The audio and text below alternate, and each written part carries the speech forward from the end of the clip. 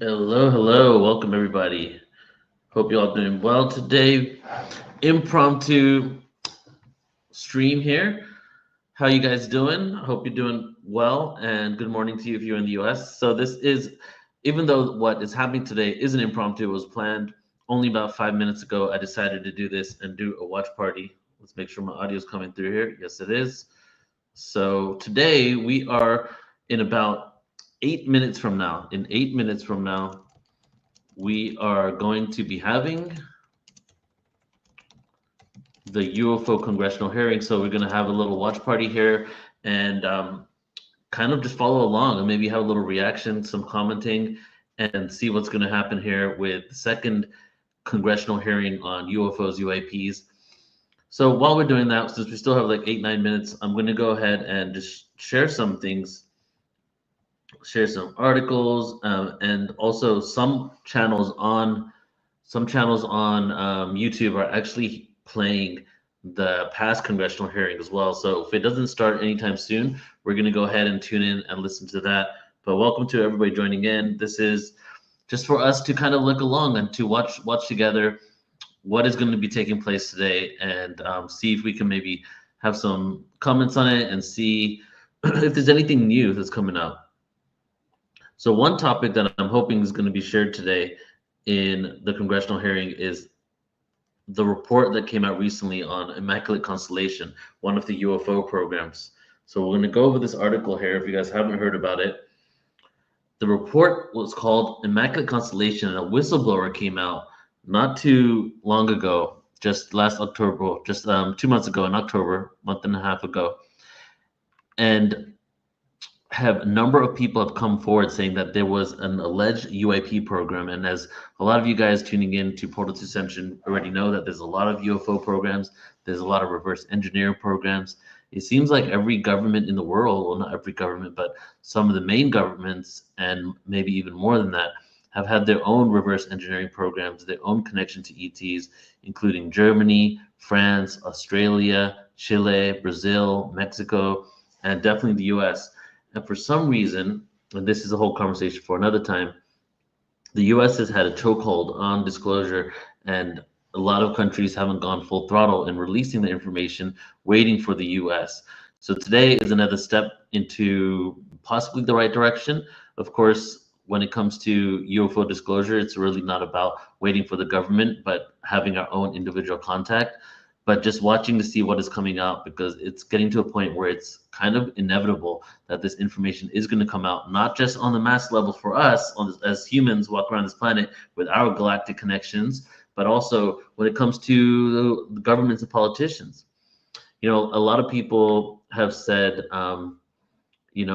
obviously it makes sense that you would have a lot of doubts in regards to why they're coming out with this information. How come these people are saying that they don't know about it, the congressional members, compared to those that are in the black budget programs that are obviously attempting to make sure information doesn't come out? Well, it seems like there is some sort of split, maybe like some sort of battle behind the scenes where there are those that really want this information to come out and those that don't. Now, when it comes to the congressional members, a lot of these individuals, if not almost all the ones that are really fighting for this kind of information to come out, seem to have thought that they had top secret clearance. And when they figured out that there's possibly some programs that exist that they don't have clearance on, who knows what they thought, but maybe their ego got hurt, or they were like, wait a second, we're supposed to be the ones that are overseeing all of this. How come there's projects and programs that are occurring outside of our jurisdiction that we don't know anything about? When they started knocking on doors, they were told to basically leave, to bugger off. And now this has led a lot more individuals that weren't in the know, because not everybody's in the know, when it comes to the politicians, not everybody's in the know, wanting to find out more information. So today I'm hoping that we're going to get a step closer for that. Now, it's interesting to me because a lot of the individuals that come out and are these whistleblowers, or people like David Grush, Lou Elizondo, we're almost twice removed from the actual people in the programs. For example, David Grush is talking about people that are in the programs instead of people being actually in the program. The other pilots that came out also in the last congressional hearing and that have also disclosed information, they just witnessed craft.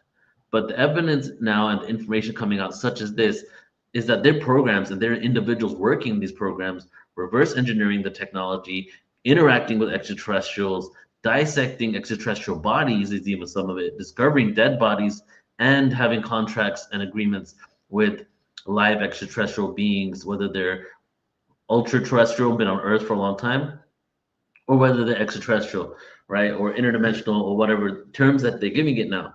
Seems like there's a whole world going on beyond what we've been told that is being in existence. And we've thought of that. I mean, obviously in Portal Ascension, we've been dealing with that for almost 2 decades now.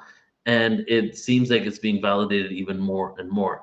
So I'm hoping, I know not this time because they already announced the whistleblowers or the individuals that are coming out. Technically, they don't consider themselves whistleblowers that are coming out for this one are still twice removed.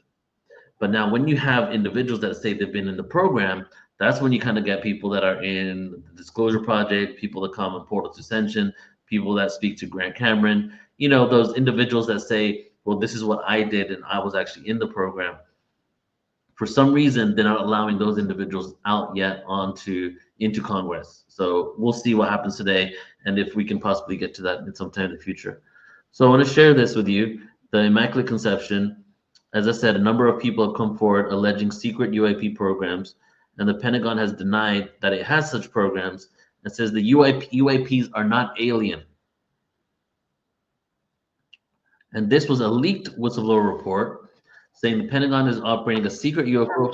Oh, we have something coming in here, guys. All right, we're going to start in a second. I can hear them starting now. So let's just finish this real quick. So this leak report revealed for the first time UAP program. So I'm just going to skim through it so we can get to the show here.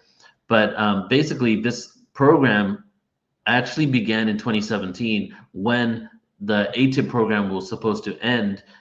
And, when the disclosure happened with Tom DeLonge, Lou Elizondo, and all of that, and the ATIP program that was basically the USS Nimitz incident, the first UFO thing that came out, and the beginning of moving from UFO to UAP. During that time, this program was created. It seems like as one program was ending, it shifted into another program, and the Immaculate Constellation one was one of them. So hopefully someone today is going to be speaking about this.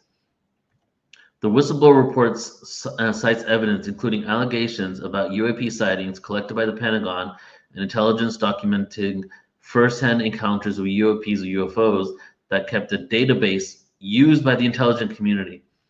It also said to describe various UAPs in detail, including one where orbs surrounded an F-22 and forced it out of its patrol area, where the crew of the Navy aircraft saw an orange-red sphere descending from high altitude, after which they described a sense of unease and feelings if they snapped out of trance, as if they snapped out of trance. And of course, the Pentagon's denying all of this. And rumors about the government and identified objects have existed since the end of World War II. So they're just going back in the history here. All right, so let's go ahead and see now. Okay, they're going to start in a second here. All right, I'm going to stop the screen share, check in with you guys, and then we're going to go ahead and start and watch this here. Who we got in the house today? All right. Good morning, Arthur. Good morning, Raz. Thunderwolf, welcome, welcome. Yes, they are definitely lying. Okay, I'm going to screen share, and we're going to watch the past UFO disclosure hearing, the one that just took place, well, not just, but around a year ago now. And then we're going to go right into today's hearing in a second. All right, entire screen, boom. To you yesterday. Okay, it's going to come now. This one's moved on.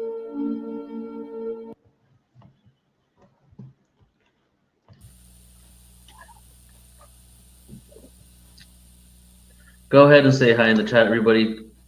Tune in if you're here. What are your feelings and thoughts for this? Love to know what your perspective is.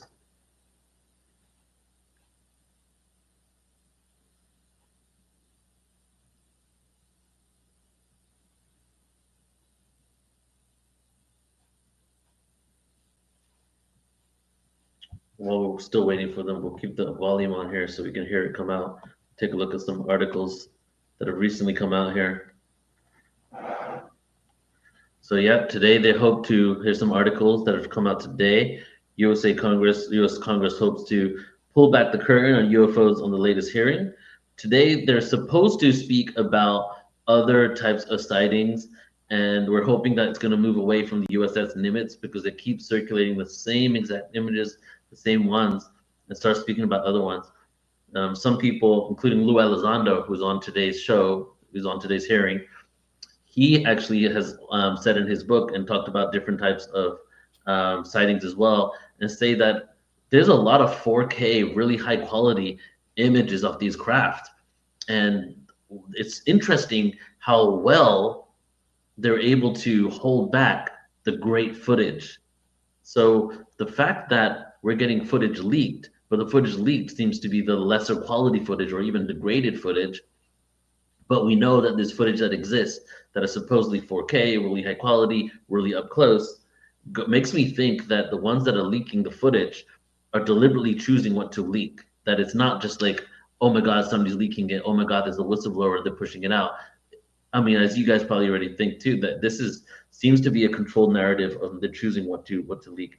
There was, however, one video that was I did see recently of a UFO, a USO, unidentified submerged object, going from the ocean out into the air, and that one was actually very high quality, and and so that was one image and video that had come out recently.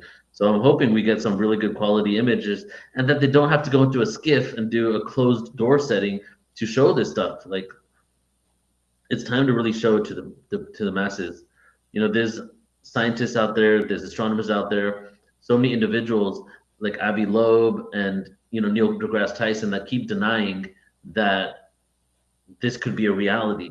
And when you ask them why, they say, well, people are talking about it, but until they see the evidence, they're not going to even give it the time of day. Well, I feel we got to give it the time of day no matter what. Obviously, definitely being in Portal's Ascension, but at the same time, a lot of these individuals that are so linear minded that they just think it's all hearsay won't shift their perspective until they see something. And I feel if this is existing and we have this happening, literally a whole reality behind closed doors occurring, reverse engineering UFO craft, creating advanced technology of it, interacting, communicating with ETs, finding the bodies, putting them in bunkers, whatever happened from Roswell, because that's now come to be reality and truth.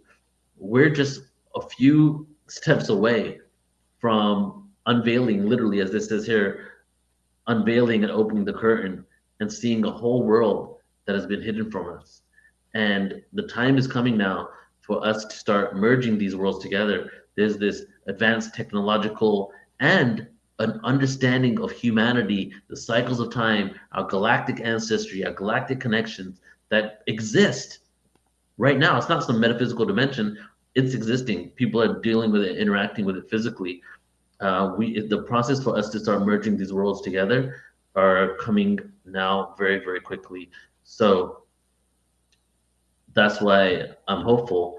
That's why it's exciting. Whether it's the government, whether it's lying or manipulating, it's getting to a point where this stuff's coming out. It's inevitable to come out, and a lot of people are going to start having these discussions. And the fact that we're having these discussions on a congressional level is also a step in the right direction, I personally feel.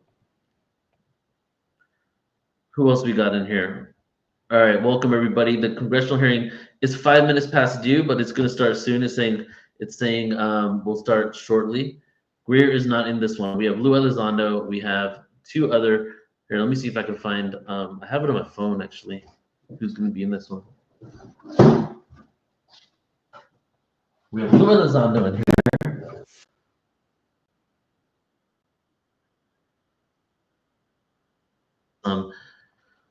Get some tea and snacks. We're going to go for a ride today and have this watch party together. Here we go.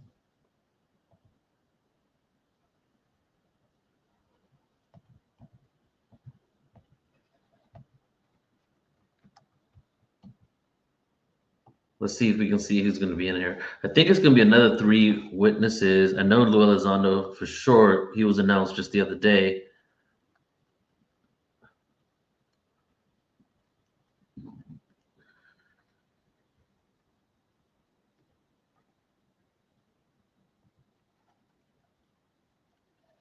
While we're waiting, why don't we just have a little bit of fun? If there was a question that you could ask any of these whistleblowers, what would it be? Or if there's something that you would want the congressional members to ask the whistleblowers, what would it be?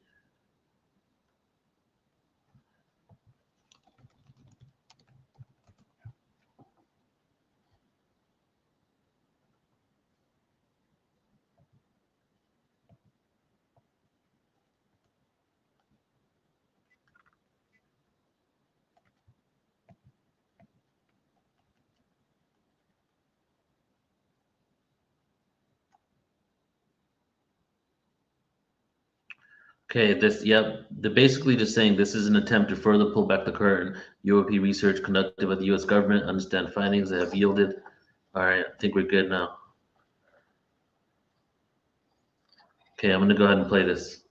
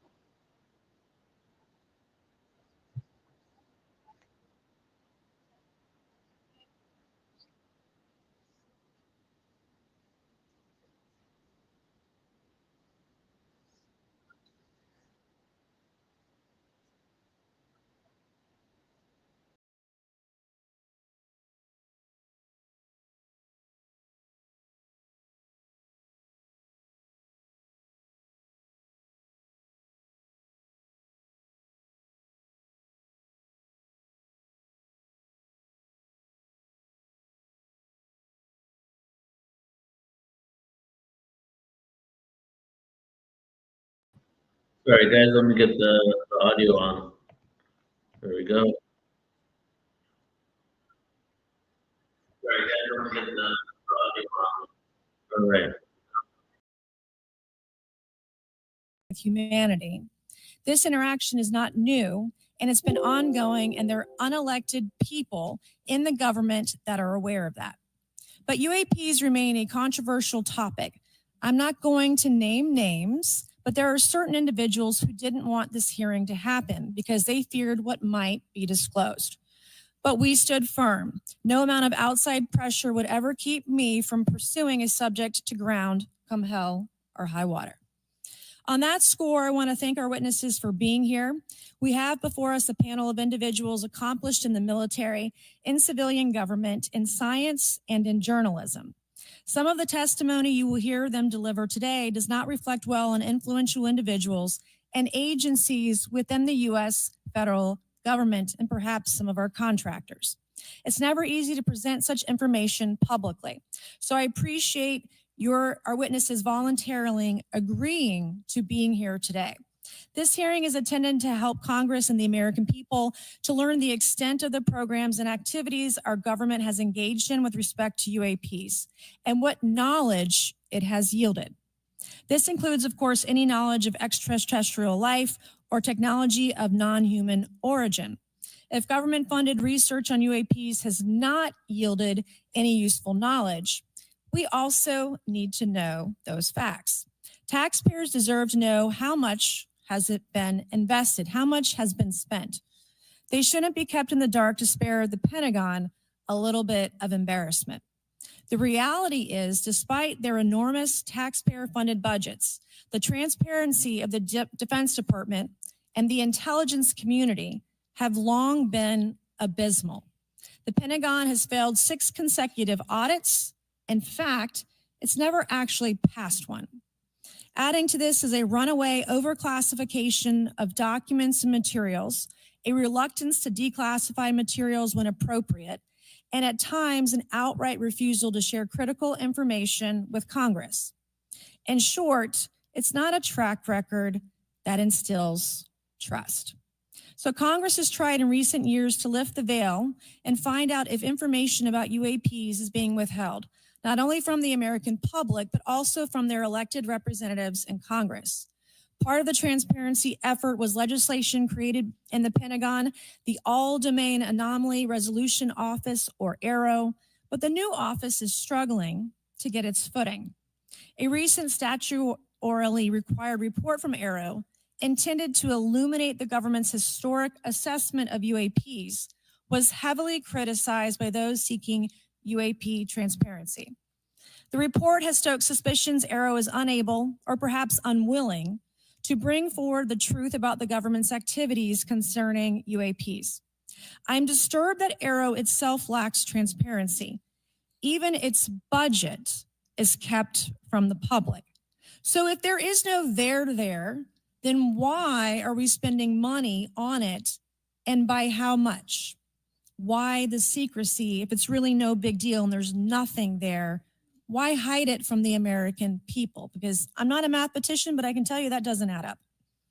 I expect some of our witnesses to share their views on that AARO report. We will also hear from the witnesses today allegations of UAP-related misinformation and disinformation by government officials, of which they are personally aware and directly experienced.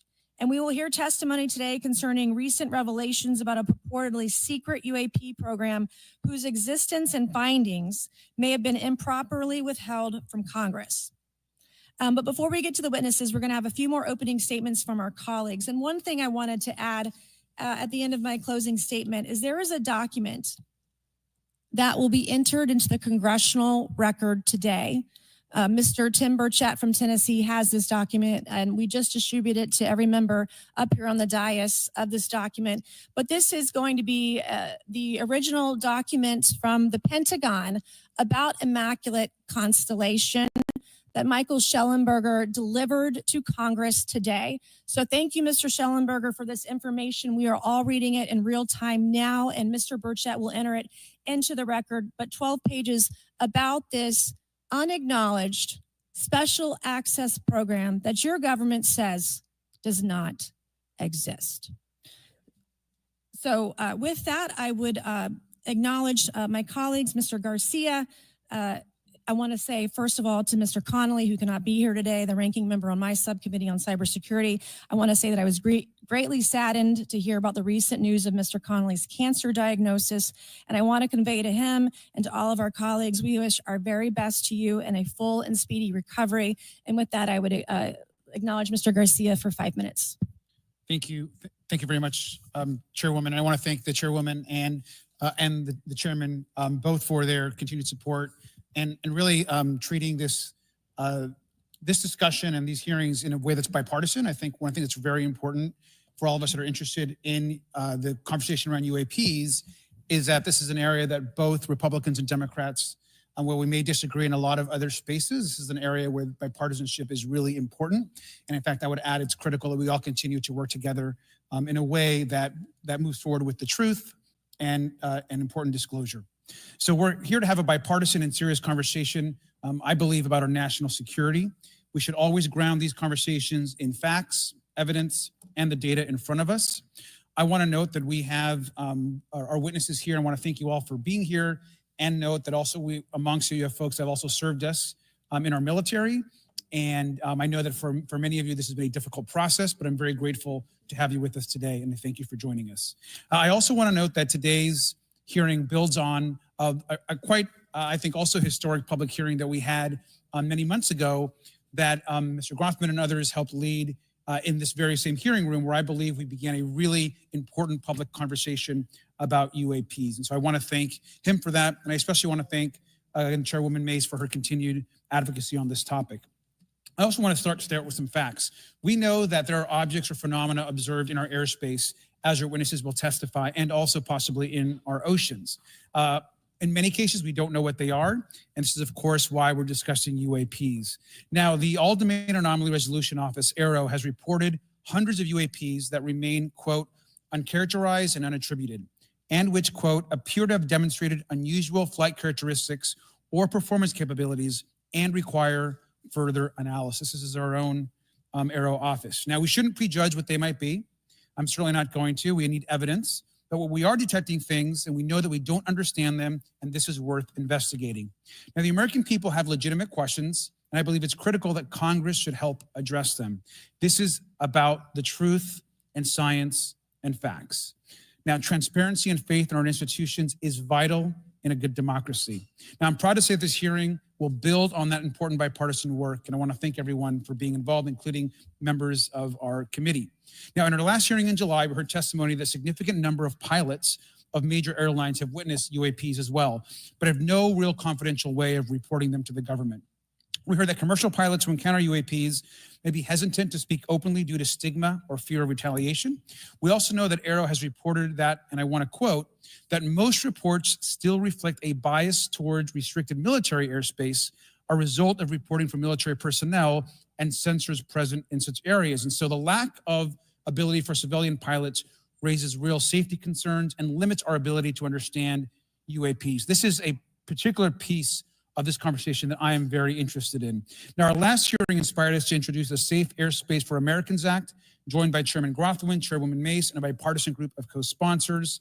I see some of our leaders from Safe Airspace for Americans Act here, and that would create a safe reporting for UAP process, which we want to continue to do.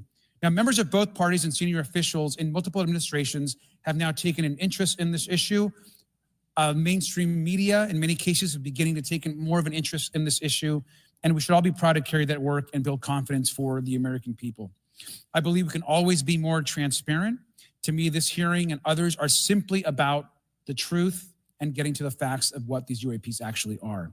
It's very important that we show that Democrats and Republicans in Congress can work together to cut through misinformation and look for a serious and thoughtful way to have the discussion in public. Many of us have also called for additional public hearings to discuss UAPs. This should be a topic that continues on throughout the Congress so we can gather more information, data, and work with the relevant agencies to gather more information. Finally, I just want to add that those that are here on this dais, many of us have participated also in classified briefings as well, and where we have also gained a lot of important, I think, and interesting information, at least I personally have. And so with that information, we want to continue today's hearing, and I thank all of our witnesses for being here. And with that, I'd like to yield back. Thank you, Mr. Garcia. And I'd now like to recognize Mr. Grothman for a 5-minute introduction. Thank you. Good morning. I'd like to thank our witnesses for being here one more time. This is a topic I've been interested in since 8th grade. I'd like to thank Ms. Mace for working with me on this topic and for making this a joint subcommittee hearing. Last year, the Subcommittee on National Security, the Border and Foreign Affairs held an historic hearing to understand the potential national security risk of unidentified anomalous phenomena, or UAPs. We heard from former Navy Commander David Fravor, who shared firsthand experience with a UAP he engaged while on duty in the Pacific. We learned from David Gresh, a former member of the intelligence community, who revealed the supposed existence of secret government programs hidden from congressional oversight. Additionally, former military pilot Ryan Graves informed us of the limited ways in which the military and commercial pilots can report UAP sightings. Since that last hearings, I've led several briefings with government agencies to deepen my understanding with these issues. First, the Department of Defense Inspector General's Office informed us that the Department of Defense does not have a streamlined process for service members to report UAP activity. Since then, the Joint Chiefs have implemented standards for UAP reporting across the services. The Intelligence Community Inspector General informed us that whistleblowers often fear retaliation for reporting mismanagement of highly sensitive government projects or information. Finally, AARO has expressed to the committee that, like any other federal government agency, it's faced challenges in its establishment, specifically in hiring staff to manage UAP historical records and coordinating with other federal agencies. While these agencies have been helpful to us in understanding the challenges that come from collecting UAP data, none of them have been able to substantiate the claims made at this hearing last year by David Grush. Despite our committee members endlessly questioning these agencies inside and outside of a SCIF. I hope our witnesses today will be able to provide evidence and content that is worthwhile to our pursuits of eliminating government waste and increasing transparency. To help alleviate some of the roadblocks, I'm supportive of measures that were included in last year's National Defense Authorization Act to increase transparency and improve record-keeping measures when it comes to UAPs. But I believe there's still more work to go. I co-led the Safe Airspace for Americans Act with Ranking Member Garcia, which requires the Federal Aviation Administration to develop procedures to collect UAP data from civilian aviators. I look forward to working with members of Congress to see that this legislation and other UAP legislation crosses the finish line. I'm deeply alarmed by the reporting of the massive drone swarm that flew over Langley Air Force Base in Virginia last December. Langley is the home of the 1st Fighter Wing, which maintains half of the F-22s in the U.S. Air Force inventory. Reports of this incident indicate these drones were roughly 20 feet long, flying more than 100 miles an hour at an altitude of over 3,000 feet. Yet the origin of these drones and their operators remains a mystery. This incident and other sightings near sensitive military installations highlights the complexity of the UAP challenge facing our intelligence, defense, and homeland security committees. Whether these phenomena are the result of foreign adversaries developing advanced technologies or something else entirely, we must take them seriously, investigate them thoroughly, and assess their implications on national defense. The repeated UAP sightings around sensitive military sites underscores the need for innovative defensive strategies beyond traditional measures. They also highlight the urgent need for updated policies to address emerging threats, as well as more effective interagency cooperation and intelligence sharing. However, none of this is going to be possible without transparency. For far too long, critical information about UAPs has been either classified or ignored, leaving the American public and key congressmen without clarity needed to make informed decisions.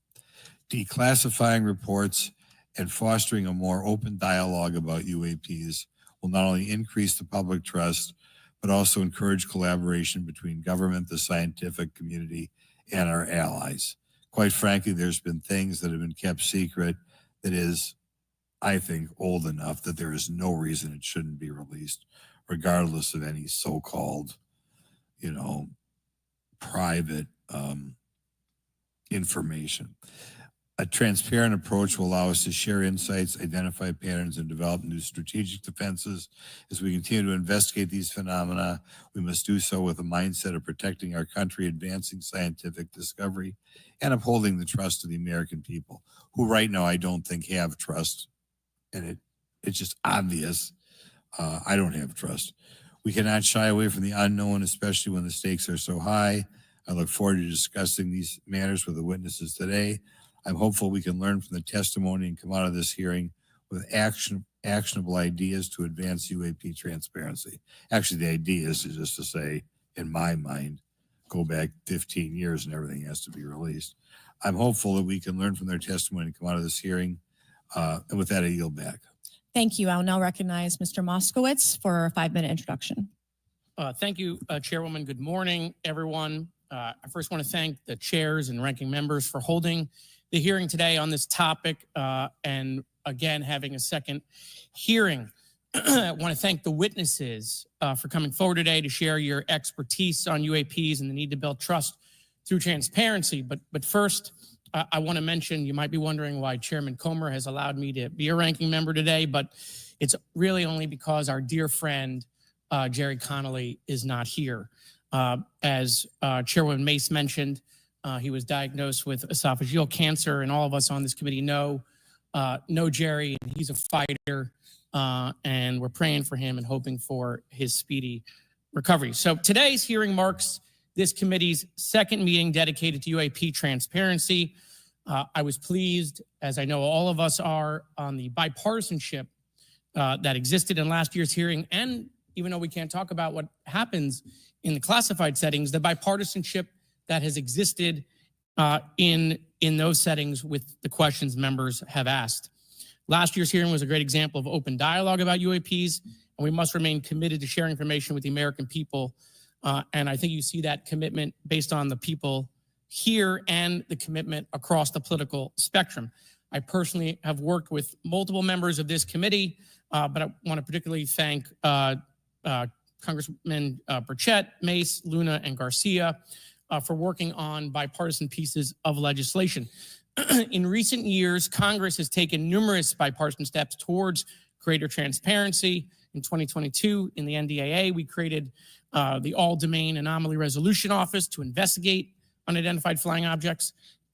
Following Arrow, along with ODNI, released an unclassified report on UAP sightings. Of the 366 sightings included in the report, 171 remain uncharacterized, with some of these appearing to have demonstrated unusual flight characteristics or performance capabilities. That's a nice way of saying we don't want to tell you what they are. In March, Arrow revealed a report on the historical record of U.S. government involvement with UAPs, which covered investigatory efforts going back from 1945 to the present day. Earlier this year, I joined Congressman Burchett to introduce the UAP Transparency Act, which would require the declassification of all documents related to UAPs with many other members of this committee. In fiscal year 2024, the NDAA required the National Archives and Records Administration to establish the Unidentified Anonymous Phenomena Records Collection. This collection will include digital copies of all unidentified UAP records that can be publicly disclosed. This commitment in transparency is vitally important, and unnecessary overclassification has led to a void of information, which has allowed theories over the decades to foster.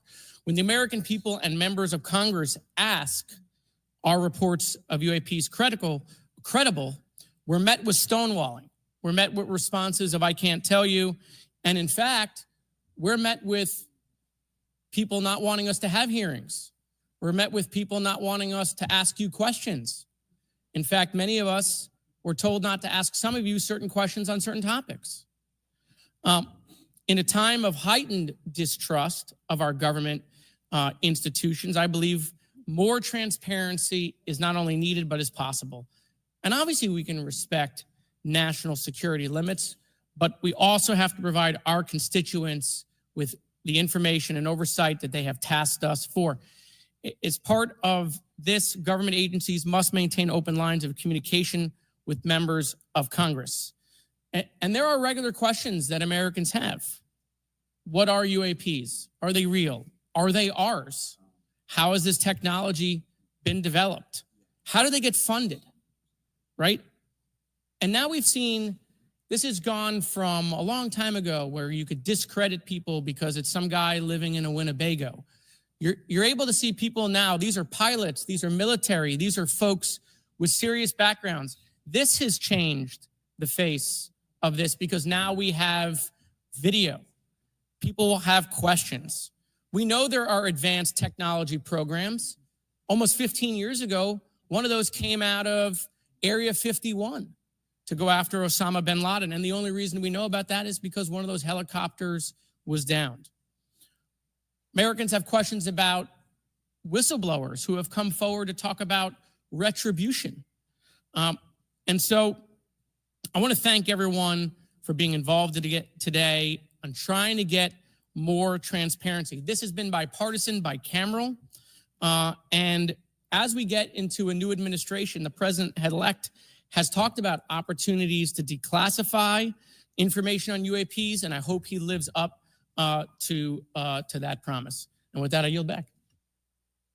Okay, thank you, Mr. Moskowitz. And I would now, committee staff asked me to go ahead and I will do it, to enter into the congressional record this 12-page document that Michael Schellenberger brought today that describes the Immaculate Constellation government program. So we will do that now. Every member up here has a copy of it. The first section talks about the unacknowledged special access program called Immaculate Constellation. And the second section about USG imagery intelligence. And Representative Luna just told me if I say Immaculate Constellation, I'll be on some list. Maybe a FISA warrant. So come at me, bro, I guess. But without objection, entered in the record. All right, so next we will introduce our witnesses for today's hearing.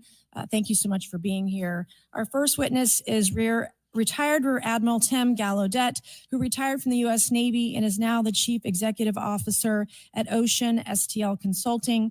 Our second witness is Mr. Lou Elizondo, a former Department of Defense official and author of a recent bestseller book about UAPs. Our third witness is Mr. Michael Schellenberger, founder of the newsletter Public and author of a recent journalistic piece about special access programs, including one widely identified as Immaculate Constellation. I swear the staff wants me on a list. Okay. And our last witness today is Mr. Michael Gold, a former NASA official who is also a member of the NASA UAP Independent Study Team. Welcome, everyone. We are pleased to have you today. Pursuant to Committee Rule 9G, the witnesses will please stand and raise your right hands. This is where it gets real. Do you solemnly swear to affirm that the testimony that you are about to give is the truth, the whole truth, and nothing but the truth, so help you God? Let the record show that the witnesses all answered in the affirmative. We appreciate all of you being here today and look forward to your testimony. Let me remind the witnesses that we have read your written statements and they will appear in full in the hearing record. You guys may be seated. Please limit your oral statements to 5 minutes. As a reminder, please press the button in front of you so the microphone is turned on so that everyone in the room, members included, can hear you. When you begin to speak, the light in front of you will turn green. After 4 minutes, the light will turn yellow. When the red light comes on, your 5 minutes has expired, and we would ask that you please wrap it up. So I will first recognize Rear Admiral Gallaudet to please begin your opening remarks. Thank you, Chairwoman Mace, Chairman Grothman, Ranking Members Connolly and Garcia, and members of the committee. Thank you for this opportunity to testify today regarding unidentified anomalous phenomena, or UAP. Confirmation that UAPs are real came to me in January of 2015 when I was serving as the commander of the Navy Meteorology and Oceanography Command. At the time, my personnel were participating in a pre-deployment naval exercise off the U.S. East Coast. It included the USS Theodore Roosevelt Carrier Strike Group. And this exercise was overseen by the United States Fleet Forces Command, led by a 4-star admiral who at the time was also my superior officer. During this exercise, I received an email on Navy's secure network from the operations officer of U.S. Fleet Forces Command. The email was addressed to all the subordinate commanders, and the subject line read in all capital letters, "Urgent Safety of Flight Issue." The text of the email was brief but alarming, with words to the effect, "If any of you know what these are, tell me ASAP. We are having multiple near mid-air collisions, and if we do not resolve this soon, we are going to have to shut down the exercise." Attached to the email is what is now known as the Go Fast video, captured on the forward-looking infrared sensor of one of the Navy FA-18 aircraft participating in the exercise. The now declassified video showed an unidentified object exhibiting flight and structural characteristics unlike anything in our arsenal. The implication of the email was clear. The author was asking whether any of the recipients were aware of classified technology demonstrations that could explain these objects. Because the DoD policy is to rigorously deconflict such demonstrations with live exercises, I was confident this was not the case. The very next day, that email disappeared from my account and those of the other recipients without explanation. Moreover, the commander of Fleet Forces Command and the operations officer never discussed the subject. Even during weekly meetings specifically designed to address issues affecting exercises like the one in which the Theodore Roosevelt Strike Group was participating. This lack of follow-up was very concerning to me. As the Navy's chief meteorologist at the time, I was responsible for reducing safety of flight risks. Yet it appeared to me that no one at the flag officer level was addressing the safety risk posed by UAPs. Instead, pilots were left to mitigate these threats on their own without guidance or support. I concluded that the UAP information must have been classified within a special access program managed by an intelligence agency. That is a compartmented program that even senior officials, including myself, were not read into. Last year's UAP hearing before this oversight committee confirmed that UAP-related information is being withheld from senior officials and members of Congress. And just this week, I learned from former DoD official Chris Mellon that satellite imagery of UAP from a few years ago still has not been shared with Congress. Equally concerning, last year's UAP hearing also revealed that elements of the government are engaged in a disinformation campaign to include personal attacks designed to discredit UAP whistleblowers. Having never signed a non-disclosure agreement regarding UAPs, and now as a private citizen, I've become an advocate for greater UAP transparency from the government. The continued overclassification surrounding UAPs has not only hindered our ability to effectively address these phenomena, but has also eroded trust in our institutions. While I applaud previous bipartisan legislation passed by Congress concerning UAPs, a more comprehensive approach is needed to address the broader implication of UAP on public safety and national security, as well as the socioeconomic opportunities that open UAP research could unlock. Therefore, I recommend Congress take the following action, which I believe will receive bipartisan support.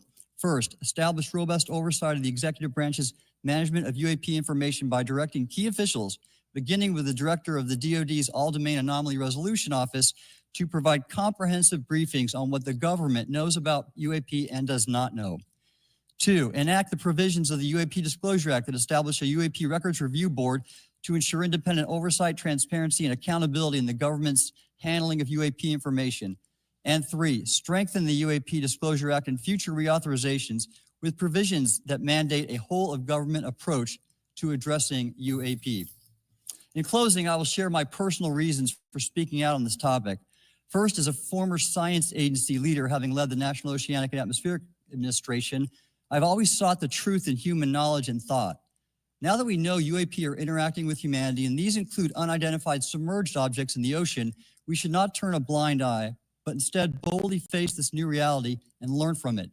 Additionally, at a time when leaders in government leave much to be desired, I feel obligated to show moral leadership on this issue of UAP disclosure by validating the credibility of the courageous men and women who have come out as witnesses and whistleblowers to expose the truth.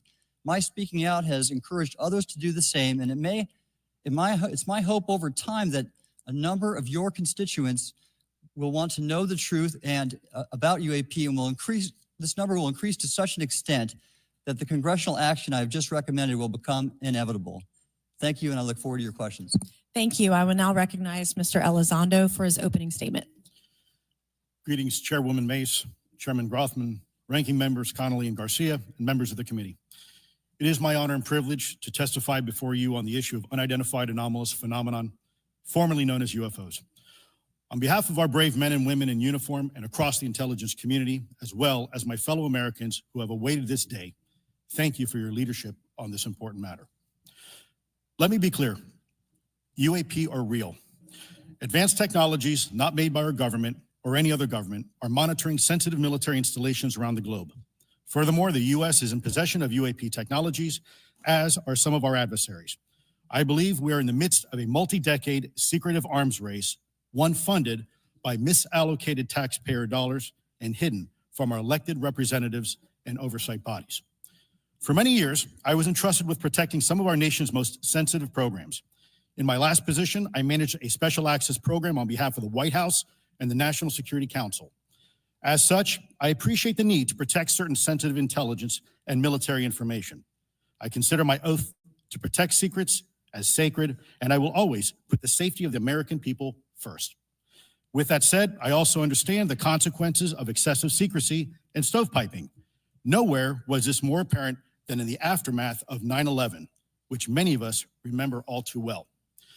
I believe that America's greatness depends on three elements: A, a watchful Congress; B, a responsive executive branch; and C, an informed public. Over the last decade and a half, I learned that certain UAP programs were and are operating without any of these elements. Although much of my government work on the UAP subject still remains classified, excessive secrecy has led to grave misdeeds against loyal civil servants, military personnel, and the public, all to hide the fact that we are not alone in the cosmos. A small cadre within our own government involved in the UAP topic has created a culture of suppression and intimidation that I've personally been victim to, along with many of my former colleagues. This includes unwarranted criminal investigations, harassment, and efforts to destroy one's credibility. Most Americans would be shocked to learn that the Pentagon's very own Public Affairs Office openly employs a professional psychological operations officer as the singular point of contact for any UAP-related inquiries from citizens and the media. This is unacceptable. Many of my former colleagues and I have provided classified testimony to both the Department of Defense and the Intelligence Community Inspector General. Many of us have subsequently been targeted by this cabal with threats to our careers, our security clearances, and even our lives. This is not hyperbole, but a genuine fact, and this is wrong. To fix these problems, I propose 3 principal actions. First, Congress and the President should create a single point of contact responsible for a whole-of-government approach to the UAP issue. Currently, the White House, CIA, NASA, the Pentagon, Department of Energy, and others play a role, but no one seems to be in charge, leading to unchecked power and corruption. Second, we need a national UAP strategy that will promote transparency and help restore the American public's trust at a time when the public's trust is at an all-time low. This strategy should include a whole-of-government approach, including the academic and scientific communities, the private sector, and our international partners and allies. Third, Congress should create a protected environment so whistleblowers desperate to do the right thing can come forward without fear. As it currently stands, these whistleblowers suffer because of stigma, a code of silence, and concerns about retaliation. These whistleblowers should be encouraged to come forward in ways that protect them against any forms of retaliation. Policies and procedures should ensure that protection. And for those who refuse to cooperate, it is up to the members of this committee and the other lawmakers to wield their subpoena power against hostile witnesses and prevent additional government funding to those UAP efforts that remain hidden from congressional oversight. In closing, we as Americans have never been afraid of a challenge. In fact, we thrive on them, whether it's eradicating polio or going to the moon. We don't run from a challenge, we take it head on. To the incoming administration and Congress, I say to you, we need immediate public transparency. And this hearing is an important step on that journey. If we approach the UAP topic in the same way as we as Americans have met other challenges, we can restore our faith in our government institutions. Together, we can usher in a new era of accountable government and scientific discovery. I believe that we as Americans can handle the truth, and I also believe the world deserves the truth.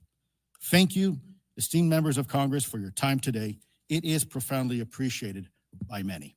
Thank you. I ask unanimous consent for Representatives Ogles of Tennessee and Boebert of Colorado to be waived onto the subcommittee for today's joint subcommittee hearing for the purpose of asking questions. Without objection, so ordered. I would now like to recognize Mr. Schellenberger for his introductory remarks.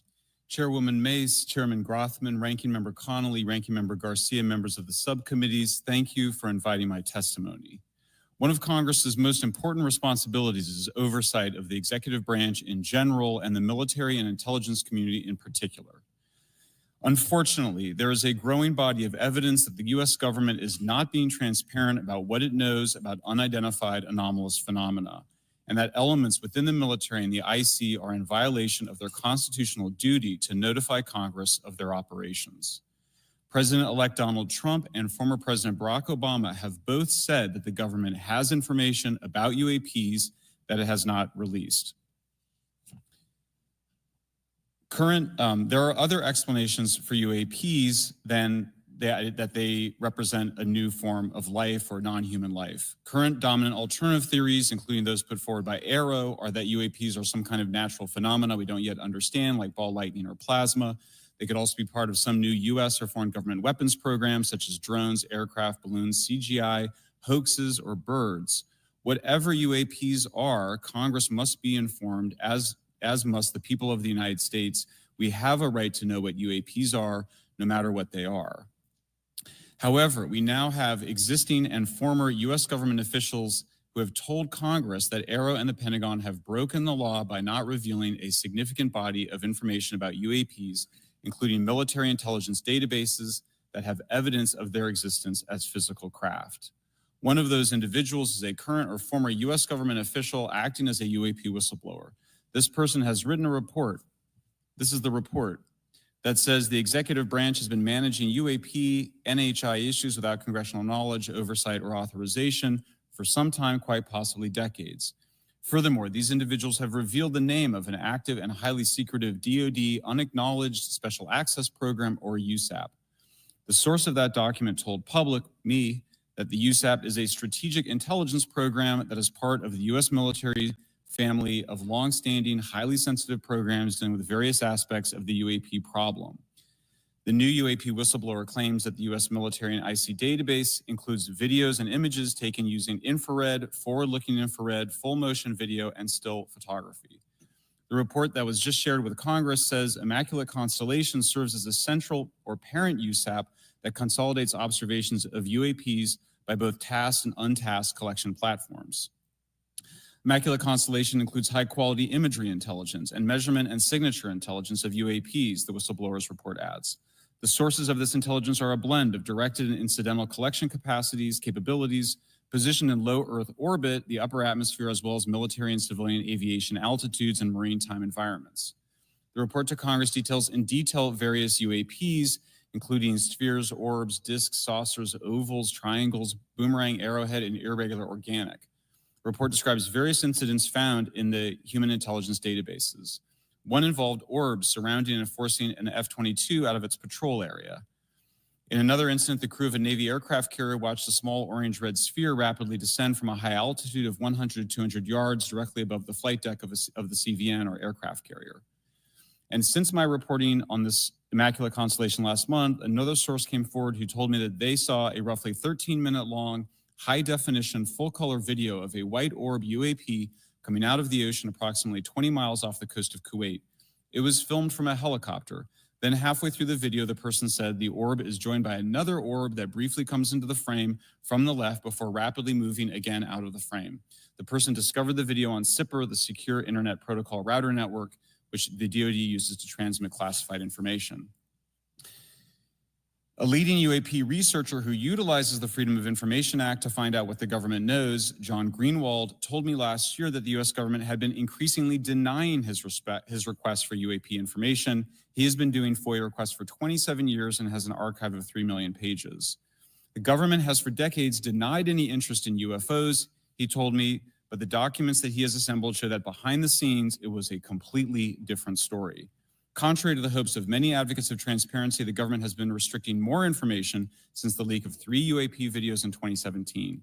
The DoD organization AARO has been labeling many documents with a B7 exemption, which Greenwald says does not make any sense. They're stating that anything AARO does is involved in law enforcement investigation, which allows AARO to not release it. Greenwald says that the DoD has denied the existence of a UAP and ATIP-related records on multiple occasions, only to acknowledge them after an appeal was filed. He added that the Naval Air Systems Command in March 2022 stated they found no additional UAP videos.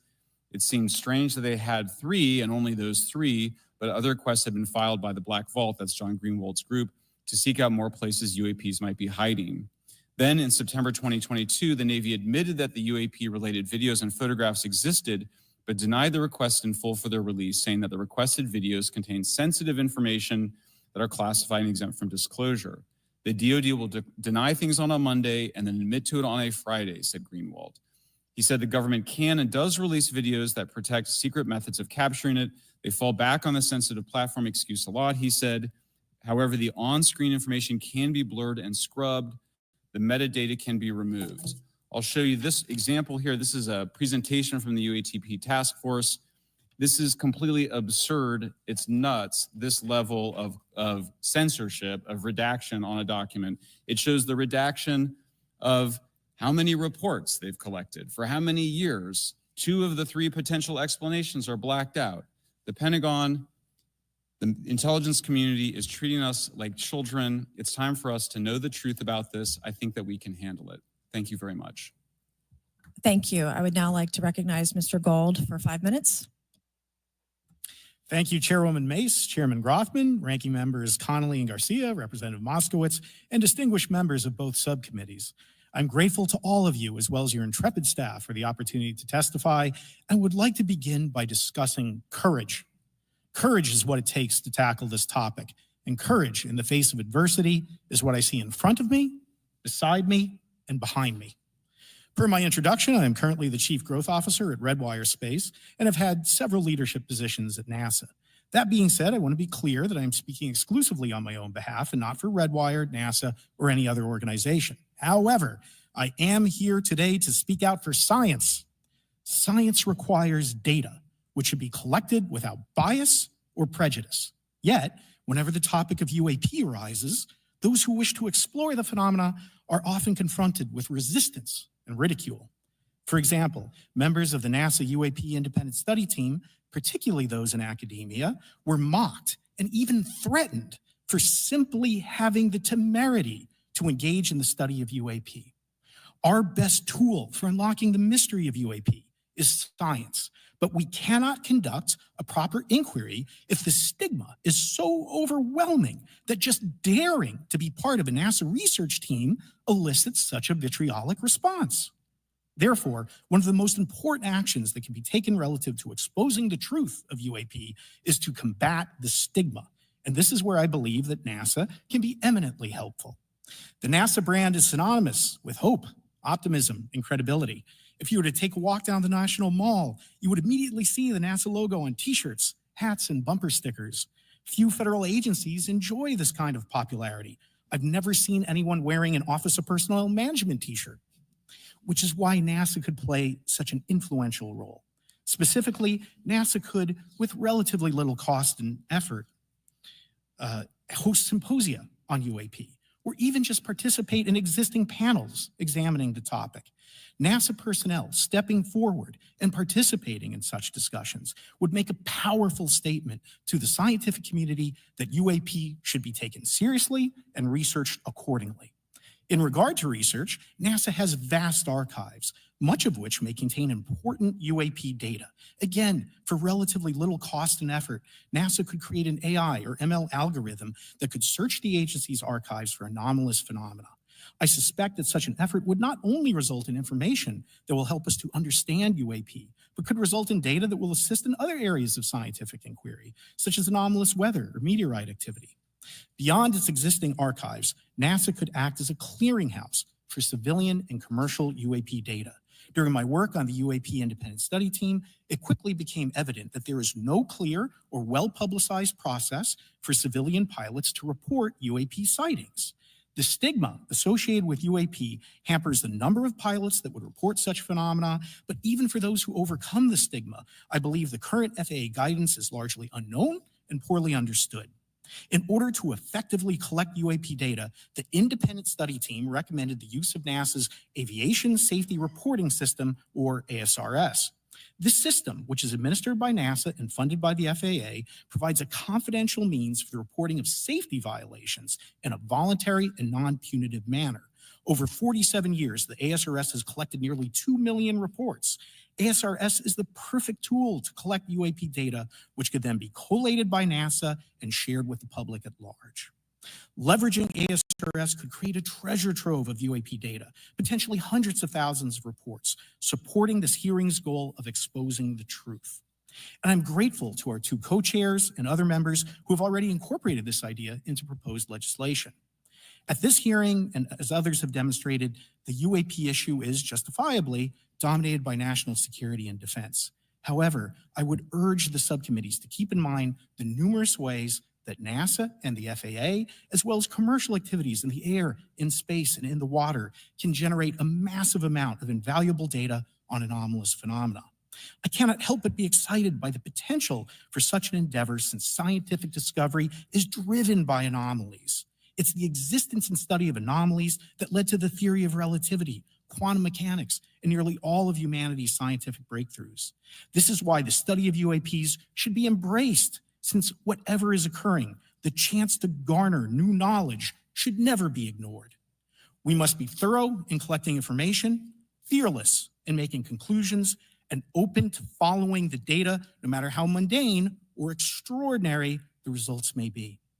I began this testimony by praising the Joint Subcommittee members for their courage, and I will end by echoing that sentiment. As the saying goes, the truth is out there. We just need to be bold enough and brave enough to face it. Thank you. Thank you. Thank you all. I will now recognize myself for 5 minutes of questioning. I have a lot of questions, and I have a lot of witnesses. So I would just ask if it's yes or no to please just tell me yes or no. If it requires more than that, be very succinct, because I would like to go down the line and ask as many questions as possible. So for the Admiral this morning first, former DoD official Chris Mellon reached out to you about satellite imagery from 2017 that depicts a UAP. What were the dates in 2017 when this occurred? I can't share with you the details, ma'am, but I can do it in a closed setting, and I can also tell you the agency that wrote a report on it. Okay, so who has the imagery? I can tell you that in a closed setting. Can you describe what was depicted in the satellite imagery? Just a description. It was a UAP, ma'am. That's it? No other description? The term that the analysts used, they called it the button. It was a disc-shaped object. Okay, where was it? I can't tell you that, ma'am. Okay. All right. Okay, Mr. Elizondo, you state in your testimony that, quote, advanced technologies not by our government or any other government are monitoring sensitive military installations around the globe, end quote. If these technologies are not made by any government, who's making them? Private companies, or are you implying they are crafted by a non-human intelligence? Well, ma'am, that's precisely why we're here. The problem is that temporally speaking, over decades, not just the last 10 years, to put this in perspective, are these private companies you're implying, or is this non-human intelligence? It may be both. Okay. When it comes to Blue Force Technologies, I would not be able to discuss. Okay. Are you read into secret UAP crash retrieval programs? We would have to have a conversation in a closed session, ma'am. I signed documentation 3 years ago that restricts my ability to discuss specifically crash retrievals. I submitted for my book through the DOPSR process, which took a year for it to be reviewed. And what is in the book is what I was told I'm allowed to talk about. Has the government conducted secret UAP crash retrieval programs? Yes or no? Yes. Okay. Were they designed to identify and reverse engineer alien craft? Yes or no? Yes. Does the U.S. government have any reverse? Okay, we've already answered that question about retrieval programs. Do any U.S. contractors have the same? I would prefer to address that in a closed session, ma'am. Okay. In your book, you mentioned government employees who've been injured by UAPs placed on leave and receiving government compensation for their injuries. Is that correct? That is correct. How can the government deny we have recovered craft if they're paying people because they've been injured by recovered craft? Ma'am, that's a great question. That's why I think we're here again, because I've seen the documentation by the U.S. government for several of these individuals who have sustained injuries as a result of a UAP incident. It's a crazy idea, right? The hypocrisy and the logic. Okay, Mr. Schellenberger, I'm going to say it again to be very clear. Immaculate Constellation. What's its mission and how are they funded? Its mission is to, as I stated, its mission is to, it's an unacknowledged special access program. Its mission is to document UAPs. Okay, and do you, for your story and your report, do you have more than one credible source? I do. Sourcing, okay. I do. And then why do you believe your sources to be credible? How do you judge the veracity of the documentation you've been provided about this program? I checked the sources and they are who they say they are. They are current or former government officials. Mm-hmm. I wanted to also add that I did not specify that they were Defense Department employees. I didn't specify the agency nor the gender. Would they have included non-government employees, people that aren't employed by the government? These are, I'm comfortable saying that these are government or previously government employees. Any of them currently employed by a private contractor or private contractors? I'd rather not say. Okay. What's the key takeaway, just a few seconds, about the Immaculate Constellation document you provided us today? I think that what the American people need to know is that the U.S. military and intelligence community are sitting on a huge amount of visual and other information, still photos, video photos, other sensor information, and they have for a very long time. And it's not those fuzzy photos and videos that we've been given. There's very clear high res, images, high resolution. How many visuals, graphics, videos, photos? I mean, I've been told hundreds, maybe thousands. I mean, I also wanted to say, because there was some conversation around concern around the revealing of these materials, revealing the source collections, but some of these are shot from helicopters using normal videos of oceans. I just think that's absurd that somehow you're going to be revealing some secret U.S. technology by revealing that you've photographed orbs off the coast of Kuwait. Okay, thank you. I have 8 seconds. Mr. Gold, did the NASA independent study team get briefed on what you call OSAP? Very quickly. I flagged the Advanced Aerospace Weapon System Application Program to our chair and our DFO. We did not get briefed, but I believe it is definitely worth looking into. That was probably the largest UAP review effort ever, and I think produced a lot of interest data, including revealing Nimitz. I don't know if my fellow witness Lou might want to, he did yeoman's work on it, might want to comment. Okay. All right, I'm going to turn to Mr. Moskowitz, who will be recognized for 5 minutes of questioning. Thank you, Madam Chairwoman. So, Mr. Gold, you gave a whole diatribe for a couple of minutes about UAPs, science, data collection, stigma. A lot of non-believers in all of this would just ask a very simple question. Why? Why is it so hard? Right? Like, why are people, anytime they ask, why are they always thwarted? Why are they always judged? Why is they always have misinformation spread? Why is there always retribution? Why is it always met with an ear? What's the why? If it doesn't exist, why is it such a problem? I think if you go through the history of science, Representative, it is always difficult for breakthroughs in new information, regardless of whether it's UAP or any other kind of discovery. And in science, we're supposed to be open, but when you break with the orthodoxy of what's believed, whether it's Galileo saying that the Earth doesn't rotate or the Earth rotates around the sun or the sun doesn't rotate around the Earth, it's always challenging for new beliefs. And the more extraordinary those discoveries, the more extraordinary those new beliefs, it's very difficult. So I think this is natural. There's natural conservatism that when it comes to science, but this issue in particular has been very difficult where, again, even to attempt to study it becomes problematic. But every hearing like this, every news report, every video, documentaries, I was privileged to be part of something Dan Fair is putting together. I think many of us have interviewed for it, documentary over 30 different government officials. Every brick in the wall will help get us closer to getting to the truth. I appreciate that. Mr. Elizondo, did I have that correct? Sir. I'm a recovering lawyer, so I'm gonna put my hat on for a second. You said you signed a document. Love that. Who gave that to you? The U.S. government, sir. Okay, you have a copy of it? It is stored in a SCIF right now. I do not have possession of it. The U.S. government does. What department of the U.S. government gave you this document? I will say the Department of Defense. Unfortunately, I can't say in this forum much more than that. You specifically said the document said you can't talk about crash retrieval. Well, you know, you can't talk about Fight Club if there's no Fight Club. Correct. Okay, I'm just making an observation. Yes, sir. So that document that you signed, that you said exists, specifically said you can't talk about crash retrieval. Correct, sir. It was a limitation on because already I'd been speaking publicly about the topic. And so the document said you can continue saying X, Y, Z, but you cannot discuss the topic. When you, give me the atmosphere of signing this document. You're in a room by yourself? I'm in a SCIF with a security officer, sir. Just one-on-one, anybody else? There may have been an assistant as well. It was in a SCIF within a Department of Defense facility. Give me your background real quick. My background is I went to school to study microbiology and immunology, entered into the U.S. Army, and after a very short stint in military intelligence, I became a counterintelligence special agent.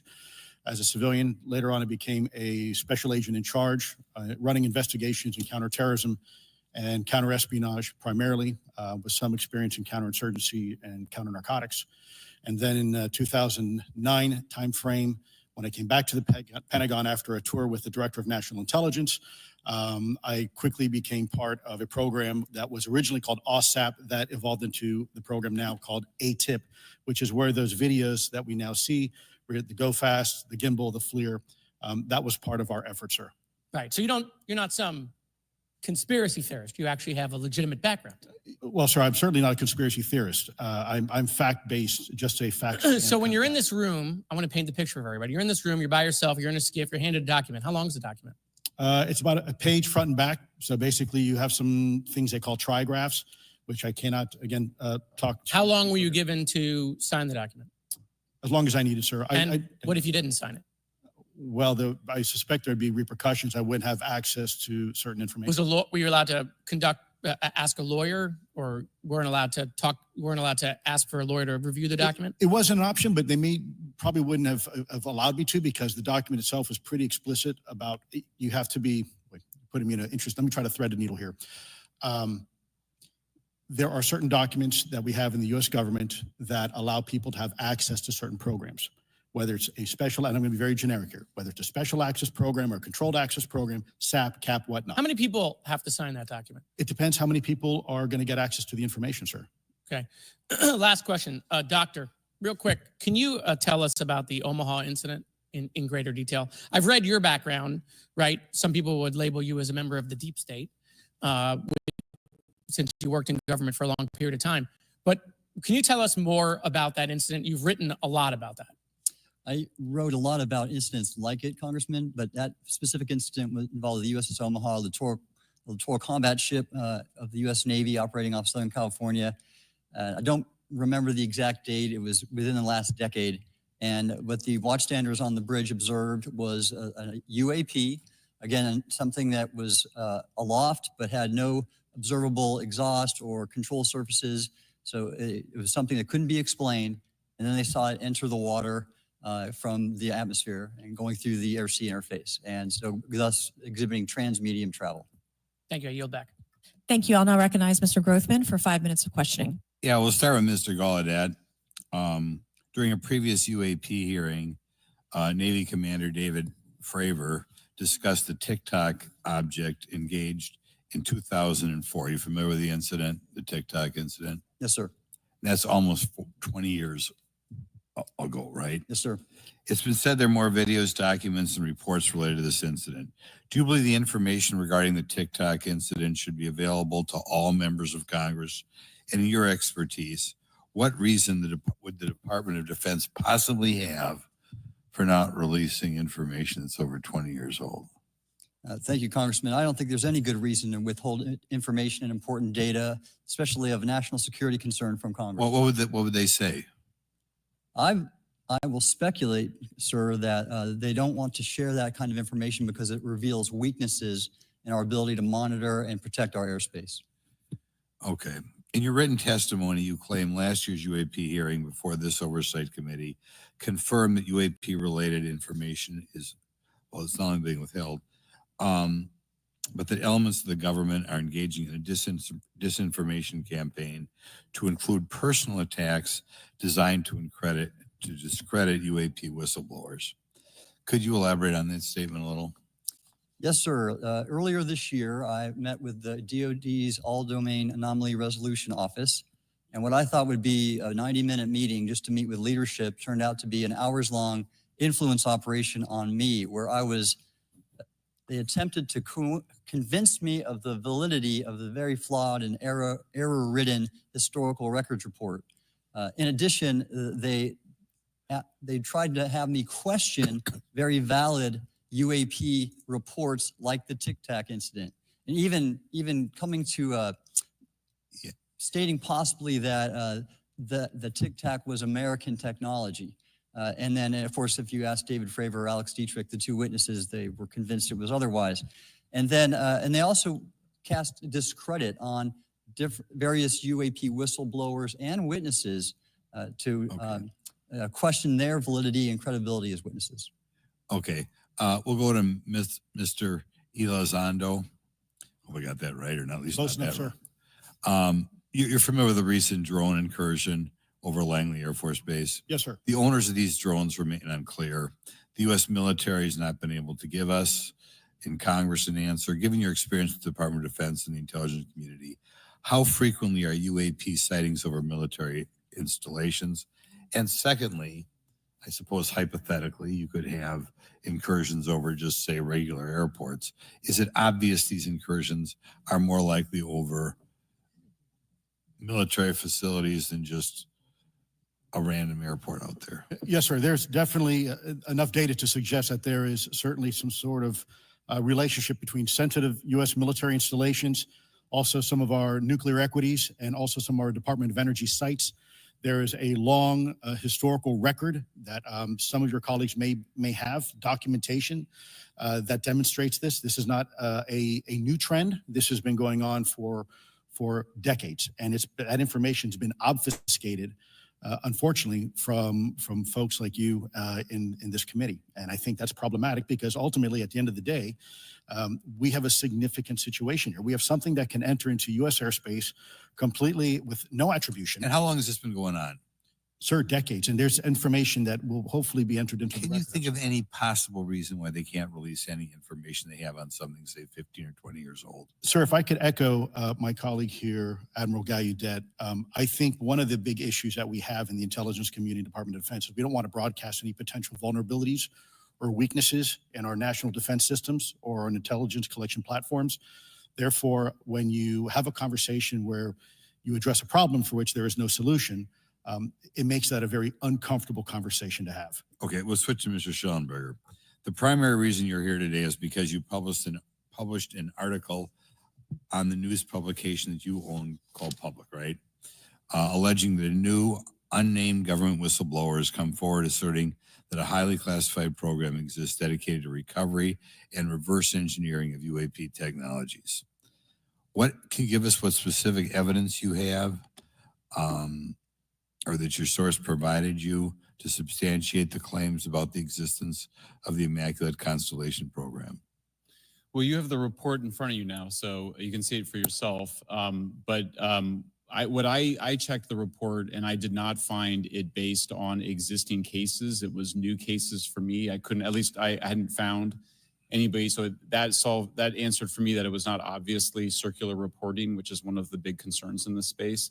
I also had the name of the program confirmed by more than one additional source. So yeah, and then of course I checked to make sure that the source was who they claimed to be. Okay. I should also say that when I said before it was this database, it is a much broader program than that. It also includes human intelligence, and then as you mentioned, the retrieval and the any knowledge of what country these things originated in? No, I have no idea. Okay. Okay, I will now recognize Mr. Burchett for 5 minutes of questions. Thank you, Chair Lady. Our request unanimous consent to enter into the record documents provided to us regarding legacy UAP programs and psychological operations. Lou Elizondo. So ordered. Also wanted to thank my buddy Jeremy Corbell for providing us documents and access to some whistleblowers. Mr. Elizondo, what is your last position with the federal government? Sir, I was the Director of National Programs Special Management Staff managing a White House Special Access Program on behalf of the National Security Council. How would you characterize UAPs? An enigma, sir, and a frustration. We're talking about technologies that can outperform anything we have in our inventory. And if this was an adversarial technology, this would be an intelligence failure eclipsing that of 9/11 by an order of magnitude. Are there classified Department of Defense materials related to UAPs that you believe could be safely disclosed to the public without compromising national security? Yes, sir, I do. I would never, ever try to endorse providing some sort of information that could compromise what we call a blue force technology or capability. But I do believe there's a lot of information regarding this topic, and I've been very vocal about it, that should be shared not only with the public, but most importantly, with members of Congress. Are you familiar with my friend David Grush? Absolutely, sir. I had the privilege and honor of working with him myself several years ago at U.S. Space Force. Last year, as you know, he testified that the U.S. has run a multi-decade UAP crash retrieval and reverse engineering program. Would you agree with that? Yes, sir.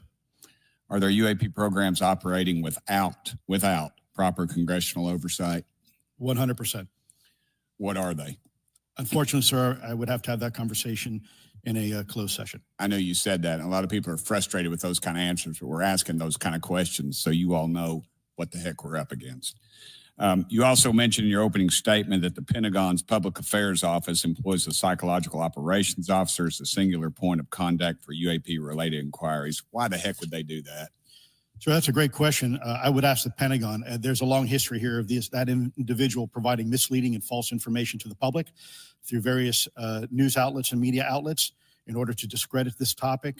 I've personally been victim to it. We have the documentation to substantiate where this information has been absolutely inaccurate, that has been provided time and time again. And it turns out that that individual was also working with former leadership of Aero at the time as well. And we punish them by giving them multi-million dollars more than they ask for every year. Admiral Gallaudet, you mentioned in your opening statement an email you received from the operations officer of the Fleet Forces Command regarding unknown objects almost colliding with U.S. military planes. Did anyone respond with knowledge of what the objects were? I received no response, sir. Did the exercise get canceled? The exercise did not get canceled. Why do you think the commander of Fleet Forces operations officer never discussed the incident again? Sir, I'm speculating because I didn't have an exchange with him, but I believed it to be part of a special access program, the information and the video, which we have known now it was. And he realized he couldn't share that openly with the recipients of the email, and therefore the email was pulled from everybody's account. Again, tell us what happened to the email from the commander of Fleet Forces. The day after I received it, and all the other recipients received it, which were all the subordinate commanders of U.S. Fleet Forces, so 1- and 2-star admirals, including strike group commanders, the email was wiped or deleted from our accounts. Okay. And then no one talked about it. All right. Have you specifically had any experience with submersible objects? Sir, I've no personal experience, but I've had witnesses on submarines come to me and say they've seen on sonar data. Correct. Okay. Yeah. How would you USOs. characterize those, and how do they move? The one instance that was revealed to me was in the 80s on a nuclear-powered submarine, a ballistic missile submarine, that the object exhibited the characteristics of a Russian torpedo in terms of its speed of movement and closing rate with the submarine, and then it slowed and followed the submarine slowly in its wake for a period of minutes, and then rapidly exited the scene. And nothing that we know of and technology-wise could replicate that. And the speed of these objects was faster than anything that we have or anybody else has that would be manned. Is that correct? It was on the order Underwater. of a torpedo. So Yes, sir. Yes, sir. But as it exited, Well, I don't exactly know how fast a torpedo is, but I expect it does better than my old outboard Scott Atwater. So I'll take that as a yes. Yes, okay. Have you experienced any experience with the All Domain Anomaly Resolution Office, ARROW? Yes, Congressman, as I mentioned previously, I have met with them. Okay. You heard Mr. Elizondo describe psychological operations for those contacting the Department of Defense about UAPs. You mentioned a similar influence operation by ARROW. Why are federal agencies invested in running information operations about UAPs if they do not exist? Yes, sir. But I'll make a statement on ARROW's behalf. They have new leadership. The office has reached out to me to meet again, and I take that as a good faith effort, and we'll see where that goes. Thank you, Chair Lady. I've run over. Thank you. Thank you, Mr. Tennessee. I would now like to recognize Mr. Higgins. You're the king of Tennessee. Mr. Higgins, you're recognized for 5 minutes of questions. Thank you, Madam Chair. Mr. Elizondo, Mr. Schellenberger notes in the report that we've been given for this hearing. I believe, Mr. Schellenberger, let me shift you, are the author of this report. I'm sorry, sir. I'm not the author. Mr. Schellenberger, were you the author of this report? There's No, I was no not. name on it. No, Do you know the author? I do. You do. And how would you estimate that madam or gentleman, the author? The person is a current or former U.S. government employee. And it states here that this is the public version of the author's report. Yes. So where might one find the non-public version of the author's report? I don't know the answer to that. Would that be with the Department of Defense? I don't know. But you do know the author. I do. You know what the author's sources were? The author's sources are described in the report. These databases, the Immaculate Constellation. Right, but you expressed some confidence in the sources I would. earlier in I do. testimony. You expressed confidence. So do you know those sources? I do. Are they within the Department of Defense? I can't say. You can't say or you won't say? I won't say. Okay, why not? Because I protect my sources, and I think the reason. But you're not naming them. It's a big department. But many of us on my side of the aisle would say it's far too big. So you're talking about the Department of Defense, sources from within the Department of Defense? I'm not willing to reduce the Okay. potential universe of where my sources might be. Okay, moving on. In this report, Mr. Elizondo, for reference, several types of allegedly alien craft or possibly alien craft or unknown aerial phenomena, what we used to call UFOs, are described. Spheres and orbs, discs and saucers, oval or tic-tac, triangular shape, boomerang and arrowhead, and irregular or organic. Mr. Elizondo, does that summarize to you the types of craft that we're discussing today? Sir, that is a general morphology, historically speaking, of many UAP. So those descriptions are very different craft. Is it your assessment that they would come of different origins? It's possible, but it's also could be in sense a matter of utility. And let me just state for the record, I never read the report that or the article that Mr. Schellenberger put out. The reason That's a good point. We're just referencing it. Yes, sir. For descriptive purposes for the American people. Mr. Schellenberger, in this report, it's striking to me that regarding the descriptions of experiences with these various craft, several of them include biological effects and several do not. Are you familiar with what I'm talking about? Yes. Okay, so spheres and orbs, triangular craft, and irregular or organic craft include some descriptions of biological effects, including feelings of unease, electronic device malfunctions, long-term psychological effects such as anxiety or insomnia have been noted, feeling of being watched, a shared awareness with the triangle craft, and under the irregular and organic craft, biological effects include physical sensations of warmth or cold and unexplained smells and psychological distress. So these are very specific descriptions of the reactions of human beings, which allegedly have been noted from a study here, a report. All of those experiences would have been described by the sources that the author used. I'm not sure I understand. This is a very broad description of biological effects, and it's striking to me that they are present with relation to some types of craft, but absent in others. This would require a great deal of research and study. Can you explain that? My understanding is that this is the database is very large. It includes both the images, the videos, the still images, as well as the human intelligence, the reports, the raw data from individuals having these experiences. So in answer to your question, yeah, I mean, I think we're looking at a very large amount of data collected over many decades. And that data is held by the Department of Defense? Well, I will say that after I published, I was told that this program, that the USAP was actually managed by the Department of Defense, but held at the White House. Roger but that. that's a single source, and I don't have multiple sources to verify that. Thank you, sir. I did my best to trick an answer out of you, but I was partially successful. Madam Chair, I yield. Thank you. I now recognize Mr. Frost for 5 minutes of questions. Thank you, Madam Chair. In addition to serving on this committee, the Oversight Committee, I also serve on the Science, Space, and Technology Committee, where we often discuss how essential data and evidence are used in science and used at departments such as NASA. During a hearing, NASA Administrator Nelson affirmed the importance of NASA in helping us to understand UAP.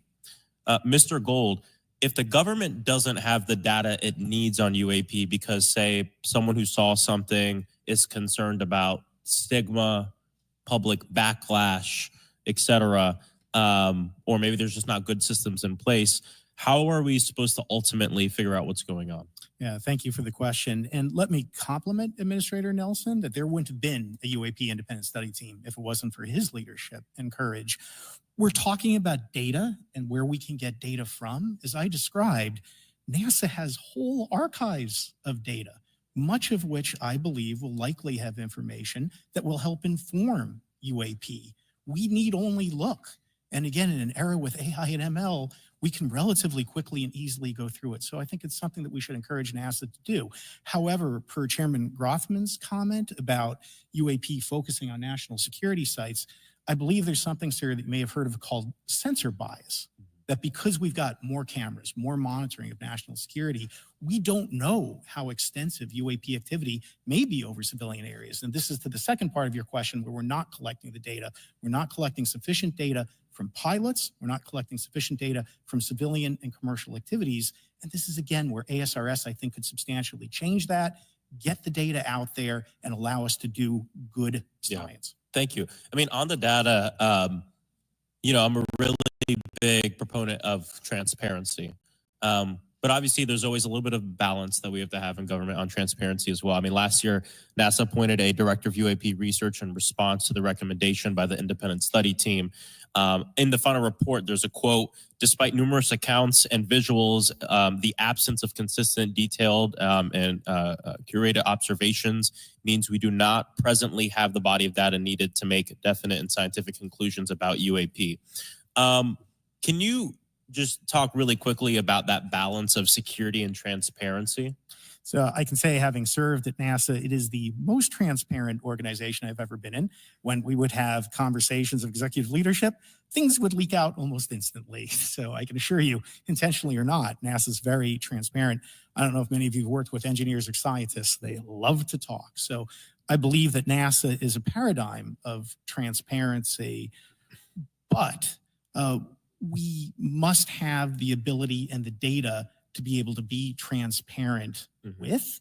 And if we're not gathering that, if we're not looking at it, then we can't bring NASA into the game and get to that good science that you need. You know, it was about a year ago, I was touring a facility with a pretty senior government official. We went by a certain hangar and they said, yeah, that's, a company leases that out. We don't really know what's going on in there. We have no way of knowing what's going on in there. And there was a few of those, in fact, while we were driving around this facility. To what extent do you think that some of the UAP out there comes from off the books or unauthorized experimental aircraft? I mean, I think probably the vast majority of UAP are drones, experimental aircraft, weather conditions, which is, again, why I say if we review the data, I think we're going to discover a lot about things we weren't even thinking about. But there is a percentage that isn't. And looking into those anomalies is how discoveries will be made. And relative to science, Congressman, if I can say, when NASA studies black holes, when NASA studies galaxies, we have instruments that are tailored to do so. With UAP, we're using cockpit gun cameras or cell phones. We could never do good science with that. And let me tell you, the NASA budget is under pressure. We need to make sure that the Artemis program is funded fully. We need to beat China to the moon and maintain our presence in low Earth orbit. So NASA would need more money to do this, but I think tailored instruments that would look at UAP in the same way that we have tailored instruments to look at astronomical data is important to gathering valuable and uniform information. If we were studying black holes by using fighter cockpit cameras, we probably wouldn't know that much about black holes. 100%. Well, I think it's important that federal leaders take the necessary steps to ensure that UAP does not pose threats to the American public as well, and that we have the necessary budgets to collect this data so we can actually see what's going on. And I'm fully supportive of funding the Artemis mission. I think it's very important. Also, a personal note, the pilot is a frat brother of mine. He is a member of the Phi Beta Sigma Fraternity Incorporated, and so I would love to see my fraternity make it to the moon. But Redwire is building the cameras for Artemis, so we will take some pictures of your frat brother and get them. There we go. Thank you so much. I yield back. Thank you. I will now recognize Ms. Luna for 5 minutes of questioning. Mr. Elizondo, to your knowledge, can you name the country and around time frame that the first back engineered UAP program started? Ma'am, unfortunately, I would not be able to have that conversation in public. Can anyone on the panel name that? None of you? Okay. This next question is for Mr. Gallaudet. To your knowledge, have any USOs ever outpaced our submarines? Yes, ma'am. At what magnitude? I don't have the exact speed, but again, a witness came to me, a credible former submarine officer who observed it on sonar data, And this was in the 80s in the North Atlantic during a storm, and it outpaced his submarine by orders of magnitude. Are you aware of any hotspots that currently exist off our shores in North America? And not with sufficiently credible data, ma'am. Okay, we've heard reports of there potentially being hotspots, maybe entry and exit points. Have you heard of any of that? I have it not, ma'am, but my colleague here, Mr. Elizondo, does discuss some USO activity that he's observed in certain DoD databases. Mr. Elizondo, in regards to these aircraft being piloted by whatever they might be, non-human biologics, would you agree that it's likely that they are being piloted by some mind-body connection? Ma'am, I think it is safe to presume here that they are being intelligently controlled because some cases seem to anticipate our maneuvers, and in other cases they seem to, I came across an email where the word "stalked" was used in a very secure email between Navy officers discussing their ships being pursued by a UAP.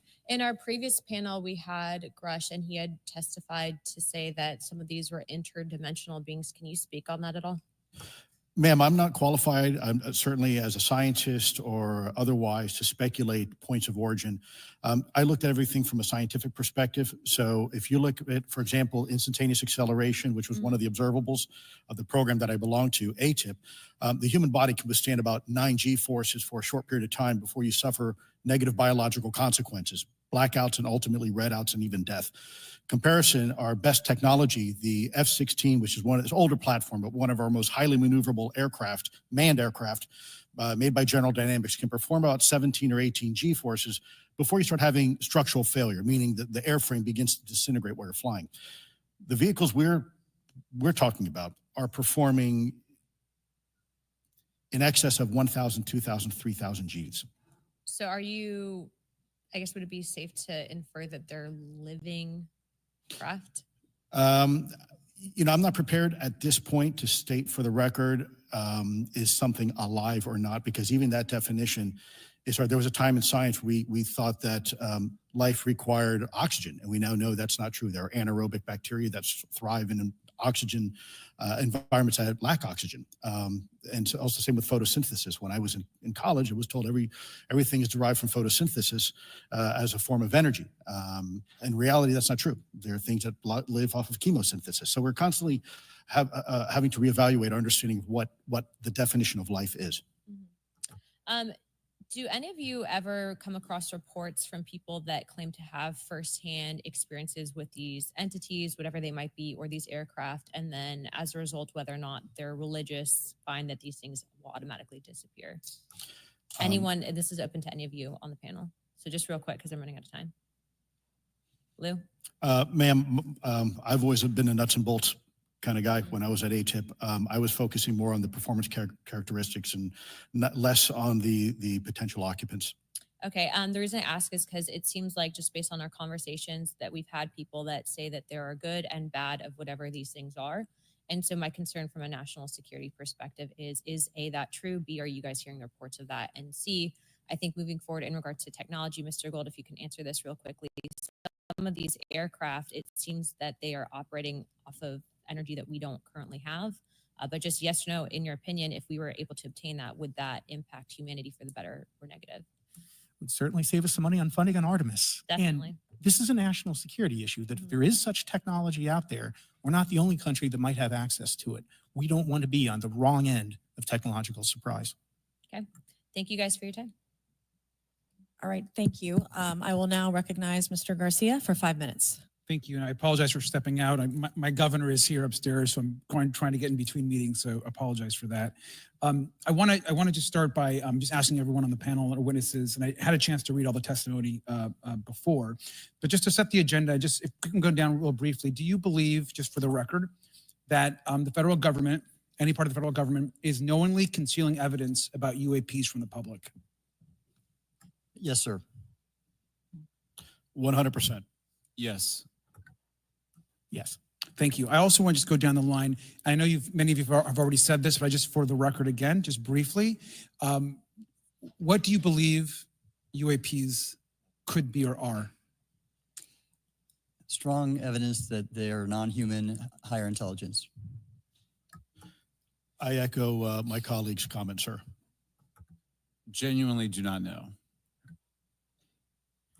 Don't know, but we must find out. Okay, thank you. I appreciate those answers, gentlemen. I think this is obviously another remarkable hearing with this really important information. So I thank all of you for answering the questions. Admiral, I just want to go back to one thing. Now, last year, our subcommittee heard from 2 retired Navy pilots, Lieutenant Ryan Graves and Commander David Fravor, regarding UAPs. Actually, I think Ryan is here in the audience and been a great person to get to know and to have conversations with. He, of course, has been involved in the Safe Airspace for Americans Act, with Chairman Graves, with Chairwoman Mace for UAP reporting by civilian aviation personnel. Can you discuss briefly why it's important for civilian pilots to be able to report UAPs and why these legal protections are critical for our national security? Yes, Congressman, thank you. And I did invite Ryan Graves as my guest, as I'm on his advisory board for the Americans for Safe Aerospace, and the legislation that you supported and introduced, I fully support as well. And I think it's important that more civilian pilots, commercial pilots report so we can better understand and learn and do research on UAP, as well as remove the stigma so more citizens report on what they observe. And also it'll only contribute to aviation safety when we have a better understanding of where these UAP are, how they operate, and at what frequency and what capability level. So it's important for aviation safety, and it'll be important for moving science and research forward. Thank you, sir. And I just want to reiterate to my colleagues, I mean, this is a very bipartisan piece of legislation, and we just got to continue to get this through the Congress. And it's incredibly important that civilian pilots have the opportunity to safely report the UAPs that they are seeing or encountering in the air. And I can't express how critical this piece of what I believe is a larger collection of evidence and facts actually happened. We've been approached by pilots. I've talked to folks that have been engaged with our office and others, and there is still enormous stigma. And essentially, we don't have a system where folks are feeling free to be able to report what they're seeing. And so I just want to reiterate that advocacy. Mr. Gold, in your testimony, you discussed NASA's aviation safety reporting system, a confidential, non-punitive reporting mechanism. In the Safe Airspace for Americans Act, we explicitly allow for civilian reporting, of course, of UAPs. Can you explain why the NASA task force recommended the use of the aviation safety reporting system? The aviation safety reporting system is an existing system that is trusted, that has taken hundreds of thousands, now millions of cases. And again, recognizing budgetary constraints, this seemed like the perfect way to be able to gain more data. And when it comes to the stigma, sir, it's something that pilots are used to reporting on, that crew is used to reporting on. So it's a great way to get data, to overcome the stigma without spending really that much more additional money since the system exists. Thank you so much for your support of that. Thank you for what Ryan Graves does. This is a common sense means to expose the truth of UAP for the purpose of this hearing. Thank you. And I just want to also add, now earlier this year, as part of the House Defense Authorization Bill, the NDAA, I had filed an amendment to include the UAP Disclosure Act, which would create a UAP Records Review Board and exercise of eminent domain over UAP-related material, modeled actually on the JFK Assassination Records Collection Act, which is widely known. Now, the amendment was blocked, but thankfully the Senate included the amendment by Senator Rounds and Schumer for the UAP Disclosure Act. So I just again want to say that we should be pushing and ensuring the UAP Disclosure Act, which is bipartisan in its support, should move forward. And if I can just briefly, particularly Admiral, can you just briefly, as I close my time, explain why the UAP Disclosure Act would be critical for us and our national security? Thank you, Congressman. Yes, I believe the UAP Disclosure Act is important for national security, as well as advancing potential socioeconomic benefits resulting from UAP research, as well as public safety, as we referred to previously regarding aviation. And this act will allow for greater transparency and open research, and that's why I'm also a member of the UAP Disclosure Fund as an advisor, as in the Soul Foundation, as an advisor, senior strategic advisor, which is advocating for the same. Thank you very much. I yield back. All right, thank you. I'd like to recognize Mr. Biggs for 5 minutes of questioning. Thank you, Madam Chair. Thank you for holding this committee. Thank you to the witnesses. Admiral, the video that is called the Go Fast video, the email that you've talked about being deleted. I just want to briefly cover this. You said that the email, the author was asking whether any of the recipients were aware of the classified technology demonstrations that it could explain the objects that were observed. And then you said the email disappears. Then you guys have a series of meetings. The commander of fleet forces and his operations officer never discussed the incident again. Is that right? Is that accurate? That's accurate, sir. And even during weekly meetings, it was never discussed again. My question for you is, you were in those meetings. Did you personally hear that nothing was going on about that? Yes, sir. I was in those meetings, and did you make inquiries about that? No, I did not, sir, because I inferred, since I had been read into other special access programs, that this UAP video was part of one that I was not read into, or any of the recipients, or the author of the email, and that an intelligence agency basically pulled it back and instructed the author of the email, hey, this is, you just conducted what they call spillage into a lower classification level. And when that's done, the procedures are basically to remove any of the communication. You're going to silo it. So, and you, Mr. Elizondo, you said in your report and your testimony today, a government work on the UAP subject still remains classified. Excessive secrecies led to grave misdeeds against loyal civil servants, military personnel, and the public, all to hide the fact that we are not alone in the cosmos. Fair? Yes, sir. All right. And all of you, and Mr. Schellenberger, by the way, I've read several of your books, Mr. Schellenberger, excellent stuff. What I would say too is you were asked about the veracity of the author of this report. You comfortable with the veracity? Yes. Okay.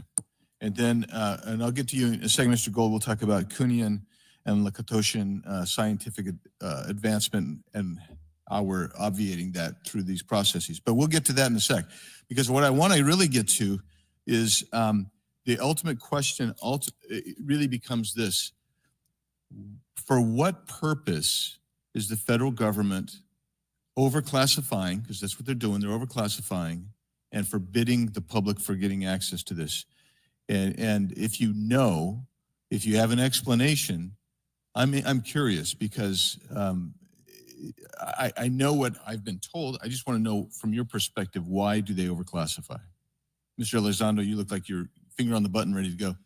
Yes, sir. Forgive me. I think there's several reasons. I think at the time when this reality became evident to the U.S. government, we were in the middle of the Cold War with then Soviet Union, and we did not want to tip our hands to what our knowledge base was on this topic. We did not want to broadcast that to the Cold War's long over. It is, sir. It is, sir. There's also then the philosophical argument that the Department of Defense and the intelligence community is solution oriented. And when you don't have answers, it's a really tough spot to be in. It's easier to be quiet and suppressed than if you don't have the answer. Indeed, sir. In fact, there's a very real example when we built the U-2 spy plane and flew it over then Russia, and we're taking reconnaissance. And when we first started flying the aircraft, it flew so high and so fast we thought they weren't tracking us. In reality, they were tracking every flight. It wasn't until the Russians could develop the SA-2 surface-to-air missile and successfully shoot them down. I would suggest to you also, along with Lakatos and Kuhn, you also have a problem with Kenneth Arrow's path dependence or increasing returns. That's one reason why they won't disclose it. It's too painful to admit. But I just want to read a couple things from Mr. Schellenberger's what he gave to us today, because I think this is interesting stuff, and I just want to convey this to you. On USG networks, there exists infrared footage of and imagery of a grouping of vessels engaged in SIGINT and massive collection at night in a specific area of the Pacific Ocean. This footage, which was in close proximity to the vessels, a large equilateral triangle UAP suddenly appears directly over the ships. These three bright points are seen at each bottom corner of the UAP, which is observed to slowly rotate on its horizontal axis. And he goes on to describe that. And I just want to read one more, and I'm doing this because I think it's interesting. This stuff is interesting as anything. So let's get this one here, right here. While performing a routine airspace surveillance and control mission in the Eastern Air Defense Sector, an F-22 fighter observed multiple UAP contacts at mission altitude. Moving to intercept the F-22, pilot noted multiple metallic orbs slightly smaller than a sedan hovering in place. Upon vectoring towards the UAPs, a smaller formation of the metallic orbs accelerated at rapid speed towards the F-22, which was unable to establish radar locks on the presumed hostile UAPs. The F-22 broke trajectory and attempted to evade, but was intercepted and boxed in by approximately 3 to 6 UAPs. And then I'll leave that there, but because I just have no more time left. Well, she's not looking. So let's just get into, let's get into part of this. I thought I would be saved by the bell. No. Let's talk about Kuhnian, Lakatoshian type of scientific development. And the problem that we have here is you have institutional blockage of what would be normal development of scientific ideas. And if you want to expand on Mr. Gold. We're over time, so be very fast, please. I'll just say I'm a recovering attorney, so please take it easy on the science. But all breakthroughs have been heretical at first. And that's the challenge that we face, particularly with something as extraordinary as this, which is why gathering the data is so important. And I'll just end by saying, by the way, the overclassification of material is in no way limited to UAP. That is occurring throughout the government, as well as the inability to get people classifications in a timely and efficient manner, and then to have those classifications be broad enough to be useful. So this is a larger issue that I hope that Congress will look at. Thank you. Thank you, Mr. Biggs. I've been generous. All right, Mr. Burleson, I'll recognize you for 5 minutes of questions, please. Thank you, Madam Chair. Mr. Elizondo, does any branch of the United States government or defense contractors possess technology? Sir, there's documentation that I believe was submitted for the record that was approved for release by the U.S. Pentagon, by the Department of Defense Office of Pre-Publication Security Review. And it states one of the reasons why my predecessor program, OSAP, was trying to collect material of unknown origin. Was it successfully collected? It was not. What happened is that there was an aerospace contract company that requested to divest itself of the material that was collected in the 1950s. Right. Unfortunately, that didn't actually occur. So let's dive into that. That's the Bigelow Aerospace, correct? So yes, sir. There was a journalist, Christopher Sharp, who said that there was a transfer between Lockheed Martin, Bigelow Aerospace, and the CIA allegedly blocked this. Can you describe that? What I can say is that it was blocked. Why it was blocked, I can only surmise. I was part of some conversations later on with some of those contract personnel where they had told all of us that is accurate. What we required was a memo from the Secretary of the Air Force in order to make that complete, and that never occurred. And so when Secretary Mattis became Secretary of Defense, I decided it would be appropriate for me to try to receive a memo from him as SecDef, as Secretary of Defense, if we could not get a memo from the Secretary of the Air Force to transfer that material. So if that material exists today, who's in possession? Sir, I wouldn't be able to have that conversation in an open hearing. We'd probably have to have that. Okay, my question to you then is, if we were in a secure setting, if we were in a SCIF, would you be able to provide or get access to something, whether it's visuals or material that we could put our hands on, or biologics that would convince me, that would show me that we have non-human origins? Sir, that decision would not be mine.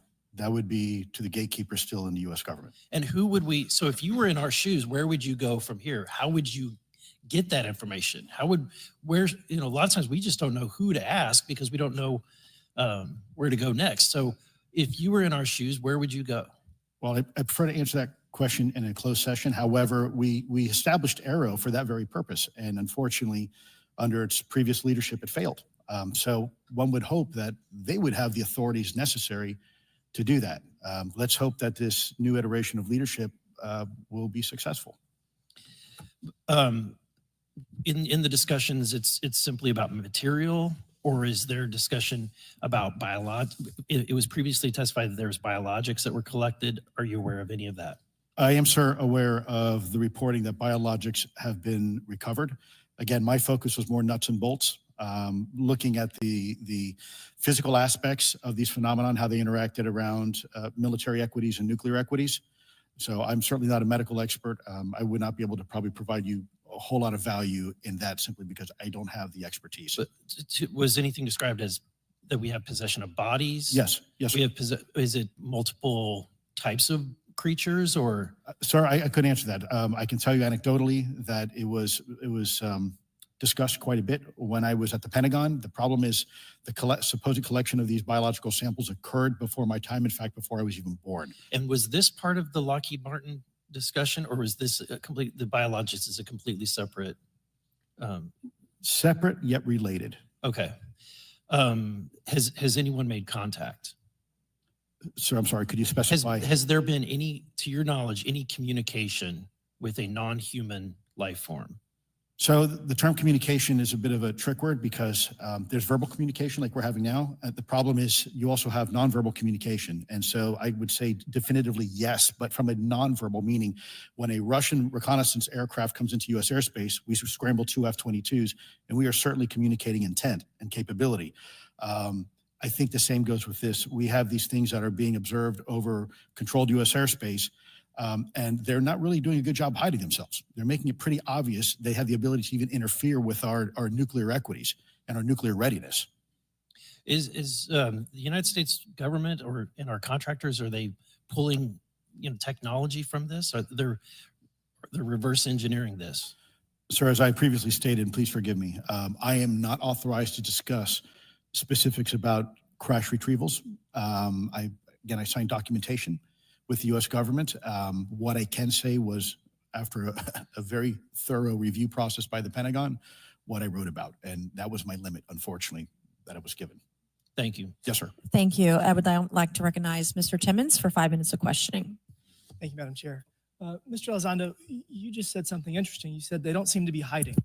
They don't seem to be hiding. The UAP sightings are becoming increasingly brash, if you will. And, we've been hearing about these for years, but they've generally been isolated and not as consistent and over critical military installations. Would you say that's fair? Is this becoming increasingly often? Is it happening more and more? Great question, sir. Let me see if I can answer this for you. Certainly, there seems to be some indication that they're being provocative, meaning that they're, in some cases, literally splitting aircraft formations right down the middle.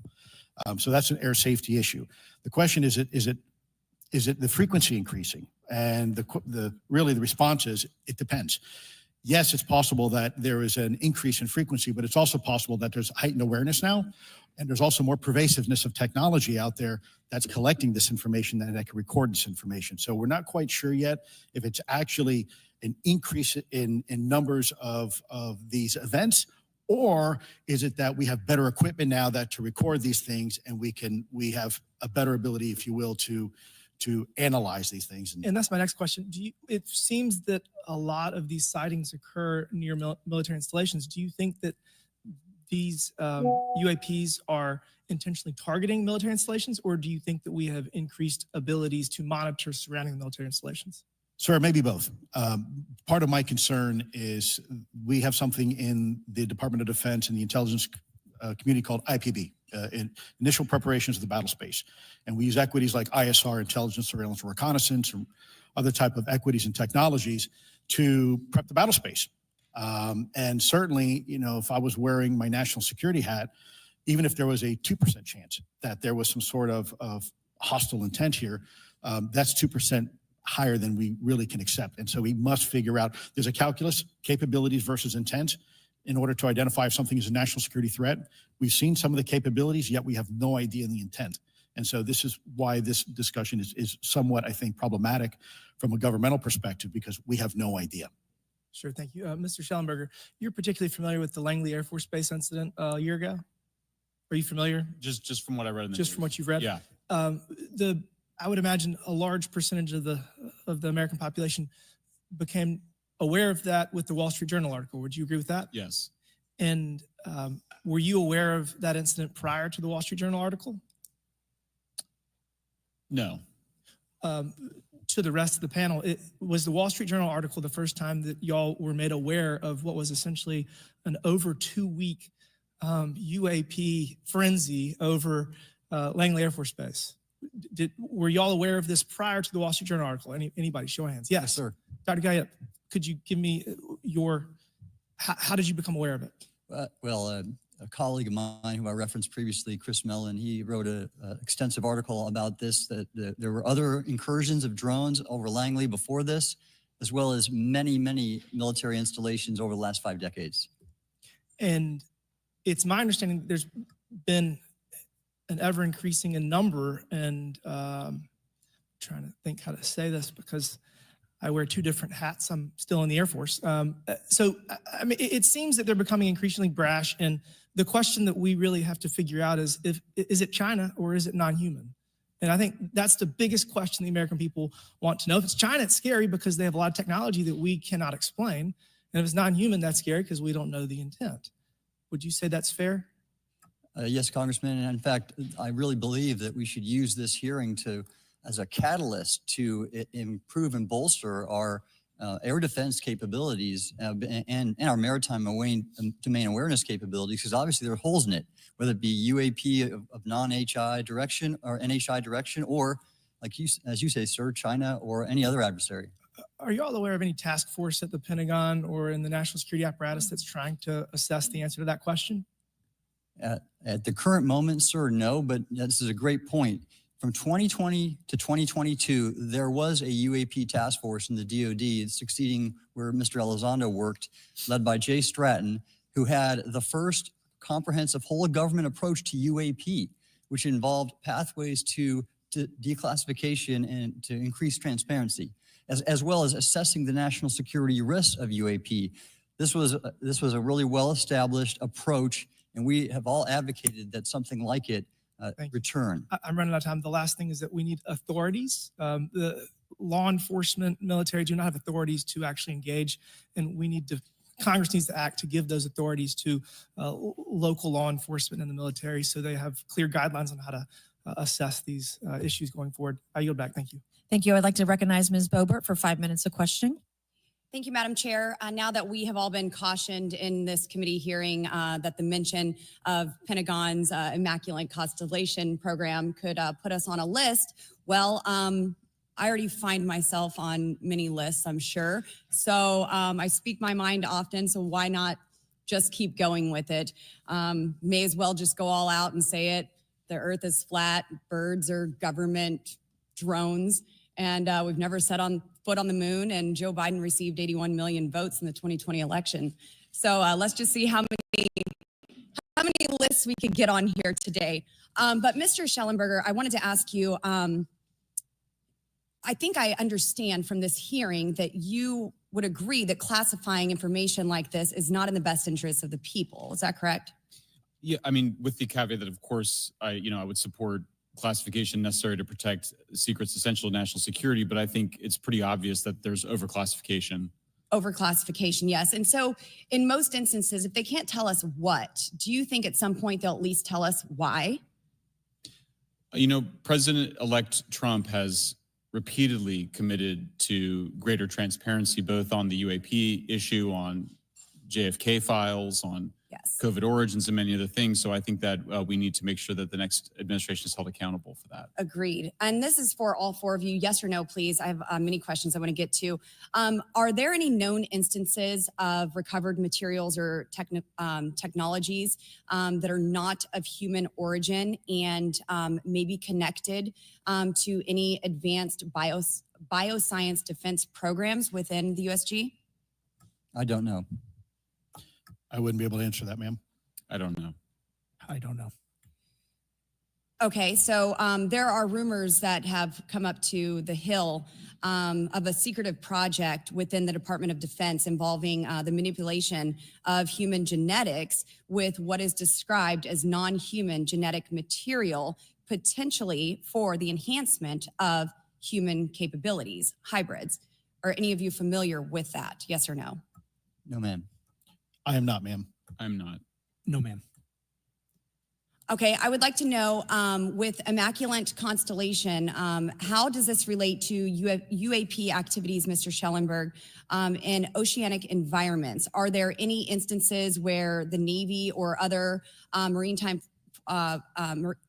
forces have encountered UAPs that could not be explained by known technology or natural phenomena? Yeah, the Immaculate Constellation covers both terrestrial and oceanic, and there's actually a number of cases described in the report that occur in the ocean. And do you believe that there is a concerted effort by the Pentagon to keep Congress out of the loop regarding these UAP activities, specifically in our waters? Yes. I think it's about 5% of our ocean that's actually been studied in detail by man, and we've studied more of space than we had of our own oceans. And so, are there any accounts of UAPs emerging from or submerging into our water, which could indicate a base or presence beneath the ocean's surface? I don't know about a base, but as I mentioned, I had a different source entirely describe this pretty extraordinary footage that exists of orbs, of an orb coming out of the ocean and being met by another orb. Some would say that there's multiple hotspots where we see frequent activity. So in your investigations, have you come across any data or visual evidence like sonar readings or underwater footage of these UAPs? I have not beyond what's in the report. You've written about UAPs not only in the air, but in underwater. Are there any specifics on what you've learned about the UAP activity in our oceans? Particularly, have you spoken with sources who have provided any evidence or eyewitness accounts of these UAPs interacting with our naval forces or being detected by our underwater surveillance systems? Nothing beyond what's in the report and then the specific case that I mentioned with the orb. So this report says it all. There's no other information that we are aware of regarding the activity within our waters. I have other sources that have told me that have shared a significant amount of information, but they're not comfortable with me sharing it at this point. Okay. Are there any technological capabilities observed in these oceanic UAPs that seem to defy our current understanding of physics or our engineering capabilities? It seems like they all do. Yes, I would agree with that. My time is up, but I do appreciate your bravery, your courage for coming here and speaking today. And seems like there's still some questions that we need answers to, and we will not relent until we get those to the American people. Thank you all. Thank you. I move to allow myself and the ranking member 5 additional minutes for questions without objection, so ordered. Mr. Elizondo, were you read into the Immaculate Constellation program? I would not be authorized to confirm nor deny the existence of any ongoing or past program, especially as it relates to a special access program, either by name or trigraph. Okay. And then does the U.S. government or private contractors, do they work with other foreign countries, China, for example, to exchange data, quote from a source, that intelligence data about UAP? Let me see if I can answer that a little bit more generally, ma'am, if I may. We do have foreign material exploitation programs. That is something that is widely known, and that term itself is unclassified. How exactly that works becomes a bit sensitive. A discussion we could certainly have in a closed session if you like. We do work with international partners and allies quite often, not just in military exercises and workups, but in other intelligence efforts as well. In terms of material that's given to private contractors, is certain material given to certain contractors because of their experience? So for example, if it's related to submerged and undersea propulsion, would it go to a general contractor like General Dynamics? Yes, ma'am, absolutely correct. Different contractors have different levels of expertise. What's Lockheed's expertise? Aerospace, ma'am. In the UAP space, that's all that they wouldn't do submerged. No, I didn't say that, ma'am. Okay. Lockheed Martin and others do quite a bit of work, both in our atmosphere, in space, and even underwater. There are certain efforts to. It's a tough question you're asking. You put me on the spot here. I'm looking for the answer. Yes, ma'am. No, they are involved in a lot. I would rather let Lockheed Martin explain the different domains that they are involved with. Probably not authorized to discuss that, but they are involved in a lot of different areas and domains. Admiral, flight safety risks for our pilots, based on what you've experienced and seen in your career. They're extensive, and the one exercise I referred to where I received the email that was then deleted was the pilots, and this is worth bringing out. There are debunkers out there who have said the Go Fast video was just a balloon.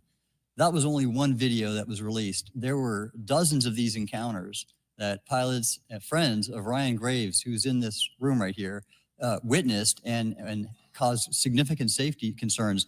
And to almost call out an exercise and shut it down, which is very compressed, and the carrier's getting ready for deployment, and the pilots have to get certified to land on a carrier, it's extreme, to say the least. All right, I have two last questions. Real quickly, Mr. Schellenberger, how do we get more whistleblowers to come forward?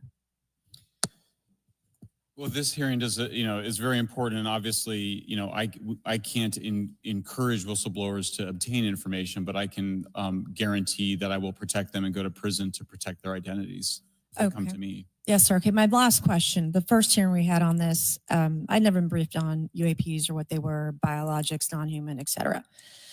How would you define, each of you, my last question, how would you define non-human biologics, non-human intelligence? What are we actually talking about? Admiral, and we'll go down the line. I don't think it's a stretch when you look at the diversity of life on this planet and the size of this universe to think that there would be more diverse, higher order, non-human intelligences throughout the universe. And that's probably what's visiting us. I would take the scientific approach. The definition would be the ability to react to a stimulus in a manner that requires an intellectual thought process. I just don't know. I think we must be modest in our assumptions that we're looking for intelligence. That could be biological, it might not. Non-biological, but what non-biological intelligence, what does that mean though? Artificial intelligence, ML, machines. We assume that all intelligence would be like us. And every time we look out in the universe, we are humbled relative to what we don't know in terms of the forms of intelligence and what it may take. I can assure you, I probably can't ask you your question, but I think the ultimate answer is going to surprise us all. And then Mr. Garcia, you had a few closing remarks. And I know we're about to hit votes here, so I'll be brief. Just I want to thank you all for being here. I want to thank Chairwoman Mace especially for holding this important bipartisan hearing. And I want to thank all the committee members that are interested in this topic. I think our commitment to all of you and all the folks that have contacted us, and certainly to the advocates and the pilots, is that we need to continue investigating UAPs. I think the country the country's owed explanations and ensure that the safety or national security is always protected. This is a conversation and questioning that must continue. So I'm very grateful to all of you. And I also just want to add, just personally, I think it's really important for me. Two things guide my questioning and my observations on UAPs. Is one is we should always be guided by facts, science, and data, and stay serious on those issues. And the second thing is I think that we should not limit our imagination and our thoughts and our curiosity on what UAPs could actually be. And I think those two things for me are really important, and I'm grateful for all of you to be here. So with that, I yield back. Okay, and we have Mr. Ogles, who is on the way. He's going to be here any second. Is that correct? I'm going to check, and he'll be the last member with questions that we have today, and then we have votes. So we want to thank you all for being here. I want to thank Mr. Garcia and folks on both sides of the aisle for being here today and being patient. We have a lot more questions, and I hope that this will open the door to more hearings in the future. I obviously would like to know how much taxpayers are spending on this. You have the right to know, but also if we're spending money on something that doesn't exist, why are we spending the money? And if it does exist, why are we hiding it from the public? And of course, our national security is a huge issue, because if there's technology that could harm us or our allies that are in the hands of our adversaries, we obviously want to stay ahead of that to the best of our ability to ensure that that technology is not in the hands of someone who could use it against us or our allies anywhere in the world. So, Mr. Ogles, you're just in time, babe. I will recognize you for 5 minutes of questioning before we head on out today.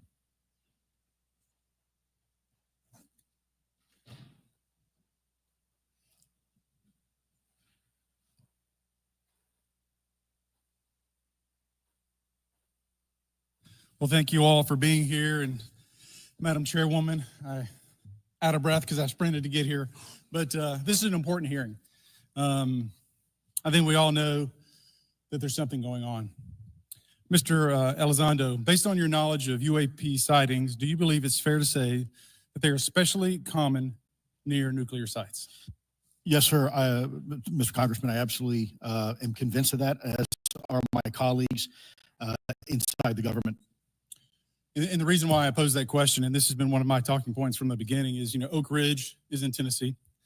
The so-called weather balloon that drifted, that we now know was controlled, it passed near Oak Ridge. It obviously is a sensitive site, both of interest to our adversaries and to whatever else this is.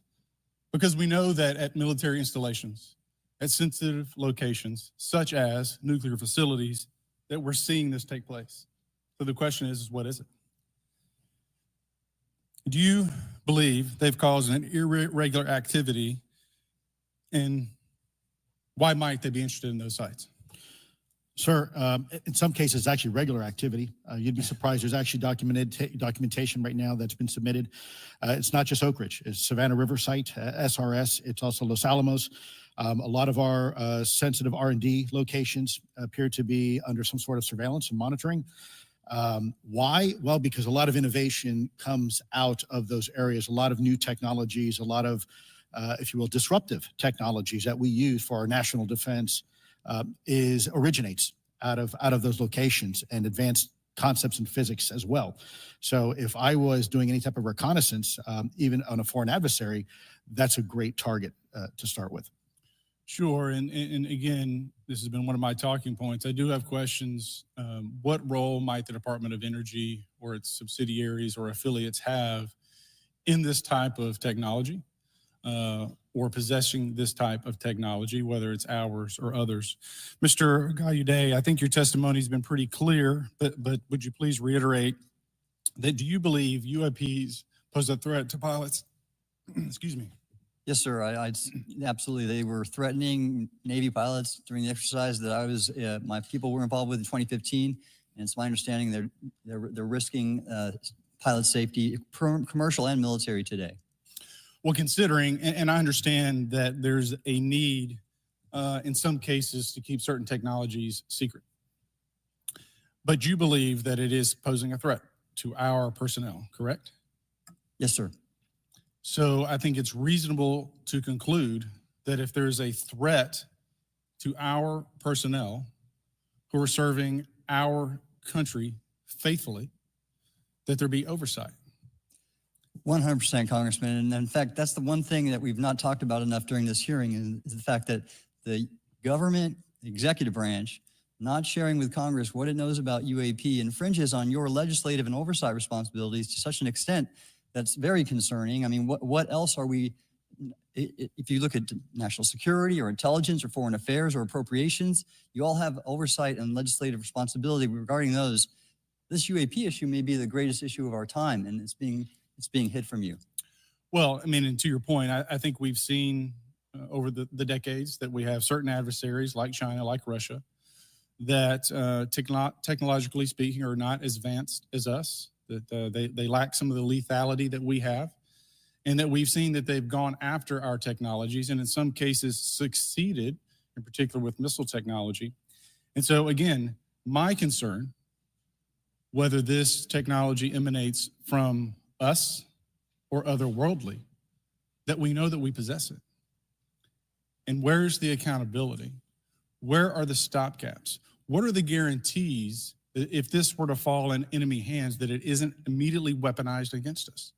And I'll say this, it is clear from my experience and what I've seen that there is something out there. The question is it ours? Is it someone else's? Or is it otherworldly? And Madam Chairman, I would posit that as the legislative body, as the regulatory body, we must know. And anyone who prevents us from gaining access to that information, I would consider that criminality. Because we have U.S. personnel who may very well be in harm's way. We have technology that ultimately may threaten our very existence. With that, Madam Chairman, I thank you for your indulgence, and I yield back. Thank you, Mr. Ogles. And with that and without objection, all members will have 5 legislative days within which to submit materials and to submit additional written questions for the witnesses, which will be forwarded to the witnesses for their response. If there's no further business without objection, the subcommittee stands adjourned.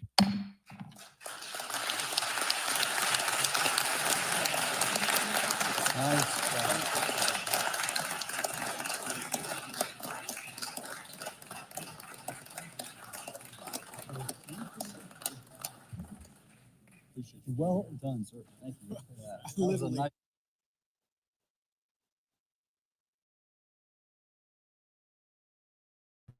All right. We are back, everybody. Oh man, kind of expected, I guess, on many levels. It just seems like they're going in circles, keep going in circles, really, to be honest. And there's a few things there, as we've been sharing in the chat, there's a few things there that were pretty cool, saying higher intelligence, talking about higher biz, genetic manipulation.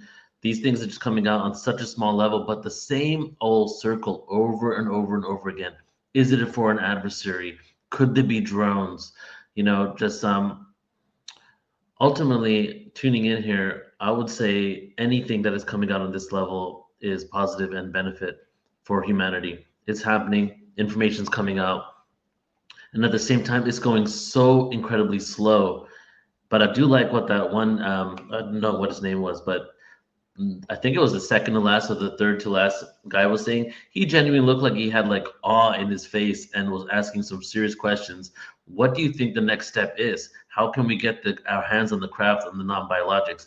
That's the questions that they really need to ask, and we need to start getting this information out and exposing this on a deeper level, not just because of what we're about here at Portal to Ascension, galactic history, galactic origins, this technology, how we're connected to the cosmos, rejoining the galactic community, but the amount of criminality, like the last person was speaking about, that has occurred, the amount of people's lives that have been threatened for this information coming out, the amount of technology, corporate corruption that has occurred, people making so much money off this technology. It's the system, as we know, not just with UFOs, is rotten to the core, and this is a huge part of it. So many different elements are connected to it, whether it comes to energy, whether it comes to religion and spirituality, right? And just the power structure in the entire planet. So that was it for today, everybody. Thank you for tuning in. I'm just going to check out what you guys are saying. But you know what's interesting? I actually looked up something on the DOD right afterwards, because he kept saying the executive branch, right? Who's the executive branch? That's the president.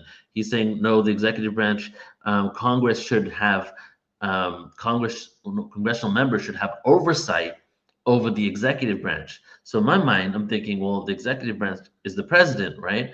Are they saying that congressional members should have oversight over the executive branch, meaning the president, and the president's in the know? So I did a search on the DOD. The DOD is a part of the executive branch, and the Secretary of Defense is the head. So when they say the executive branch, not automatically talking about that the president knows it, but the DOD is a part of the executive branch, and the Secretary of Defense is the head of it. But check this out. I did that search, and this is what came up. DOD is the successor agency to the National Military Establishment, and was established by the National Security Act Amendments of 1949 as an executive department of the United States of government. It's just so interesting to me how the foundation for the CIA, the DOD, all happened around the same years, 2 years after Roswell, and all the information that's come out recently, including with Lou Elizondo, and people saying Roswell's real, whistleblowers coming out saying Roswell's real. The UFO question is so deeply ingrained in our consciousness, our society, and governments, that a lot of the institutions that we have around the world, I feel, were created in response to the fact that we're not alone, we're being visited, and what that really means for humanity, including the CIA, including the DOD, right? So very, very interesting. One step forward, 2 steps back, 2 steps forward, 1 step back. We'll see what's going to happen. So I'm going to tune out in just a second here, but I want to check your comments. They did say there are some biological entities that are non-human for sure. So if you saw the hearing before. If you didn't see the hearing before, go ahead and watch it. The congressional hearing from like a year and a few months ago, 14 months ago, something like that. In that hearing, they said, they asked David Grush, what do you think these beings are? And his response was projections of higher consciousness, right?